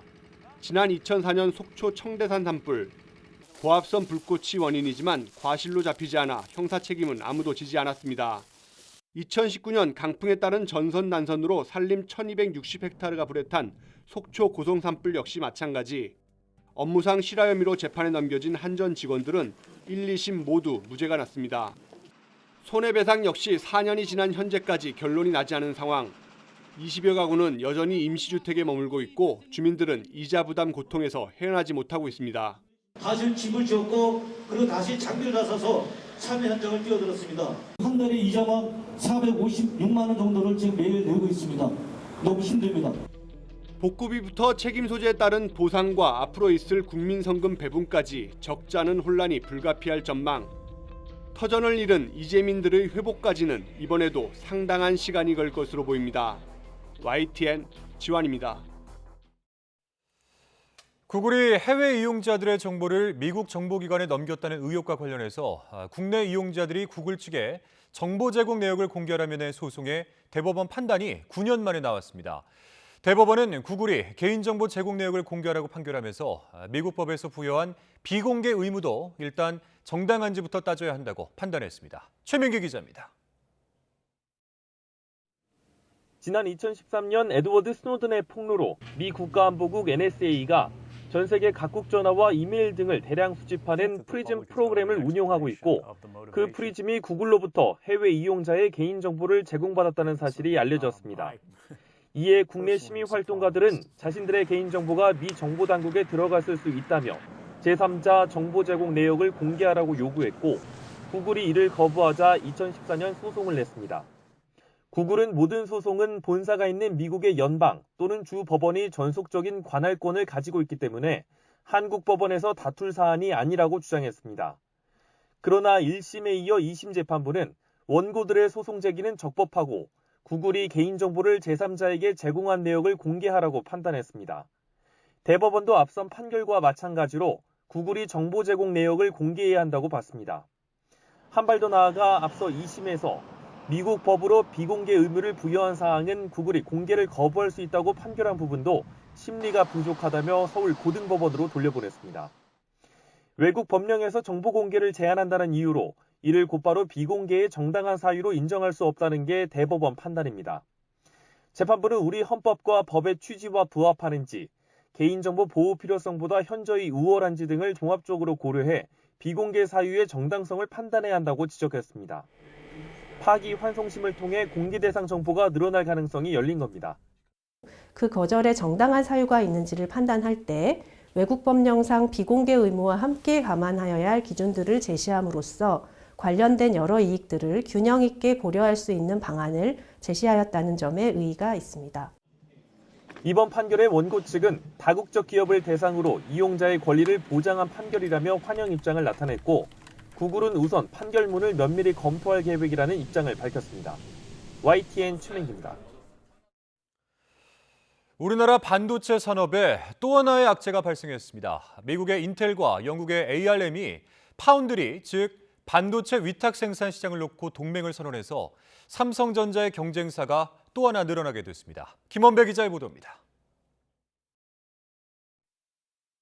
미국의 인텔과 세계 최대의 모바일 반도체 설계 자산 기업인 영국의 ARM이 반도체 위탁 생산 파운드리 분야에서 동맹을 선언했습니다. 두 회사는 공동 성명을 통해 반도체 설계 전문 기업들이 인텔 18옹스트롬 공정을 활용해 모바일 기기용 반도체를 생산하는 데 협력한다고 밝혔습니다. 이어 모바일 기기용 시스템 반도체를 시작으로 자동차, 사물인터넷, 데이터 센터, 항공우주 등 광범위한 영역에서 단연간에 걸쳐 협업할 것이라고 전했습니다. 18옹스트롬 공정은 1.8 나노칩을 생산하는 인텔의 미래 공정입니다. 컴퓨터 중앙 처리 장치 분야에서 독보적인 위치에 있는 인텔은 2021년 파운드리 분야를 강화하기 위해 인텔 파운드리 서비스를 출범시켰습니다. 인텔 파운드리 서비스는 내년부터 2나노급과 1.8나노급 공정을 가동하며 타이완의 TSMC와 삼성전자 등 기존 파운드리 업체와 본격적인 경쟁에 나섭니다. 인텔과 ARM의 전략적 협업 선언은 기존 최대의 파운드리 기업인 TSMC를 따라잡기 위해 고군분투하고 있는 삼성전자의 악재가 될 가능성이 높습니다. 인텔의 1.8나노 공정이 우위를 증명할 경우 퀄컴 등 주요 고객사들이 인텔을 새로운 제조 기지로 삼을 가능성이 있기 때문입니다. 삼성전자가 경쟁해야 할 대상이 타이완의 TSMC 하나만이 아니라 인텔까지로 늘어난다는 의미입니다. 관건은 인텔이 18옹스트롬 공정을 기반으로 한 칩의 양산에 성공하느냐 여부입니다. 반도체는 수율, 즉 전체 생산품 중 결함이 없는 합격품의 비율이 중요하기 때문입니다. YTN 김원배입니다. 국민연금공단과 한국은행의 외환스와프 소식에 원달러 환율이 15원 넘게 급락했습니다. 오늘 서울 외환시장에서 달러 대비 원화 환율은 어제보다 15.3원 내린 1310.4원에 마감했습니다. 환율은 국민연금이 한국은행과 올해 말까지 350억 달러 한도 내에서 외환스와프 거래를 체결했다는 소식이 발표된 이후 10원 이상 내려갔습니다. 지난달 미국 생산자 물가가 3년 만에 가장 많이 떨어졌습니다. 미국 노동부는 지난달 생산자 물가지수가 지난 2월보다 0.5%포인트 떨어졌다고 밝혔습니다. 이 같은 하락폭은 지난 2020년 4월 이후에 최대입니다. 내년 총선에 적용할 선거제도 개편을 논의하기 위한 국회 전원위원회가 나흘에 걸친 일정을 모두 마쳤습니다. 의원 정수 축소와 비례대표제 확대 여부를 정당마다 그리고 의원마다 백가쟁명식의 여러 의견들을 쏟아냈지만 선거를 어떻게 치르게 될지는 여전히 미지수인 상태입니다. 황윤태 기자의 보도입니다. 국회의원들이 전부 참석해 토론하는 전원위원회가 소집된 것은 이라크 파병 연장을 논의했던 지난 2003년 이후 20년 만입니다. 내년 총선을 어떤 규칙으로 치를지 현행 선거제도로는 안 된다는 데 공감하면서도 저마다 생각은 달랐습니다. 첫날부터 현행 300석인 의원 정수 그리고 비례대표 비율을 놓고 격론이 오갔습니다. 국민들의 뜻을 받들어서 먼저 국회의원 정수는 현행 300명 동결 내지는 축소되어야 하며 비례성을 강화하기 위해서는 지역구를 줄이거나 아니면 국회의원 정수를 늘려야 합니다. 선거구제를 놓고도 여야 입장 차이가 확연했습니다. 민주당을 중심으로 한 선거구제에서 여러 명을 뽑는 중대선거구제에 대한 찬성 의견이 나왔지만 7대 특별시, 광역시에만 중대선거구제를 채택하는 것도 진지하게 검토해 볼 만하다고 판단합니다. 우선 서울과 6대 광역시만이라도 대선거구로 해보자고 제안합니다. 여당에선 지역 소멸 우려 등을 들어 특히 농어촌이라도 소선거구제를 유지해야 한다는 발언이 많았습니다. 가파른 인구 감소로 어려움을 겪고 있는 농산어촌의 경우에는 지역 대표성 확보를 위해 1인 선거구 유지가 필요합니다. 소선거구제의 강점이 훨씬 크기 때문에 전국 모두 현행 소선거구제 유지가 필요하며 그 방향이 맞다고 믿고 있습니다. 마지막 날엔 지난 총선 정치 양극화 원인이 된 위성정당을 불러온 준연동형 비례대표제에 대한 반성도 잇따랐고 당시 원내수석 부대표로서 큰 책임을 져야 할 사람입니다. 국민 여러분들께 사과드리겠습니다. 나흘간 토론으로 선거제를 논의하는 것이 실효성 있겠느냐는 지적도 나왔습니다. 합치된 의견이 나온다는 것은 현실적으로 굉장히 어려운 것 같습니다. 첫날 200명 넘는 의원들이 자리를 채웠다가 시간이 갈수록 빈자리가 늘어나는 모습은 눈살을 찌푸리게 했습니다. 다음번엔 출마하지 마십시오. 지금 자리에도 안 계십니다. 나흘 동안 전체 의원의 3분의 1, 100명이 단상에 올라 선거제도를 진단하고 해법을 제시했지만 의견이 하나로 모이진 못했습니다. 실질적인 대안을 모색하자는 논의가 무색하게 총선이 1년도 남지 않은 시점에서 갈 길은 멀어 보입니다. YTN 황윤태입니다. 유채꽃을 주제로 열리는 전국의 축제 가운데 단일 규모로는 가장 큰 경남 창녕군의 낙동강 유채축제가 4년 만에 개막했습니다. 이 축구장 150개 면적에 제 뒤로 보이는 풍경처럼 유채꽃이 만개했다고 합니다. 박종혁 기자의 보도입니다. 낙동강 옆 둔치가 물감을 뿌려놓은 듯 온통 샛노랗게 물들었습니다. 축구장 150개 정도 크기의 110만 제곱미터의 유채밭. 유채꽃이 일제히 꽃망울을 터뜨린 겁니다. 봄바람에 유채꽃이 살랑이며 일으킨 노란 물결은 여심을 흔들어 놓기에 충분합니다. 코로나 전에도 왔을 때도 예뻤는데 4년 만에 또 유채꽃 축제에서 와서 사진도 찍고 하니까 더 힐링이 되고 제가 더 예뻐 보이는 것 같아요. 벌과 나비가 꽃밭 사이를 넘나들며 수분을 돕는 모습도 앙증맞습니다. 평일인데도 찾는 사람들의 발걸음이 끝없이 이어지고 여기저기서 사진으로 추억을 남깁니다. 오랜만에 단체 여행에 나선 어르신들은 천진한 웃음으로 카메라 앞에 섭니다. 인천에서부터 자전거 여행을 하고 있다는 3대는 유채밭에서 여행의 피곤함을 덜어봅니다.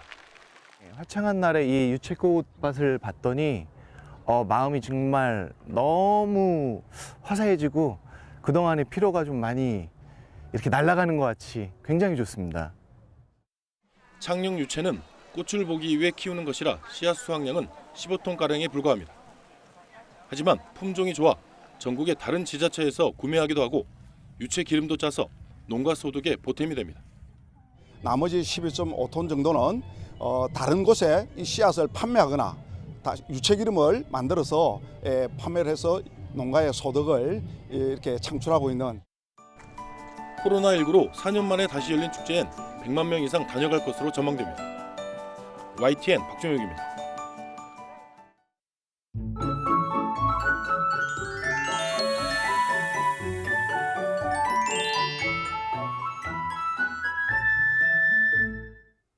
내일 출근길에도 미세먼지용 마스크를 챙기셔야겠습니다. 오전까지 황사의 영향으로 미세먼지 농도가 매우 짙게 나타날 것으로 보이는데요. 다행히 오후부터는 대기 흐름이 원활해지고 충청 이남에 비가 내리면서 공기가 점차 깨끗해지겠습니다. 비는 오전에 제주도와 호남에서 시작돼 오후에는 충청 이남으로 밤 사이에는 전국으로 확대되겠습니다. 특히 제주 산간에는 120mm 이상, 남해안에는 최고 60mm로 봄비치고 많은 비가 내리겠고 돌풍과 벼락도 동반되겠습니다. 내륙에는 5에서 40mm로 비의 양이 많지 않습니다. 여전히 동쪽 지방을 중심으로 건조특보가 발효 중인데요. 비의 양이 많지 않아 건조함을 완전히 해소하지 못하겠습니다. 계속해서 화재 예방에 신경 써주시기 바랍니다. 내일 아침 기온 오늘보다 4도에서 6도가량 높아 많이 쌀쌀하지 않겠습니다.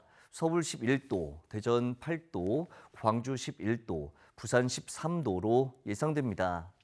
낮 동안에는 20도 안팎으로 기온이 크게 오르겠습니다. 서울 21도, 대전 22도, 광주 18도, 대구 21도로 예상됩니다. 비는 모레 밤에 대부분 그치겠지만 영서 지방을 중심으로는 일요일에도 또 한 차례 비가 내릴 전망입니다. 날씨 정보였습니다. 목요일 뉴스나이트 마치겠습니다. 함께해 주신 여러분 고맙습니다.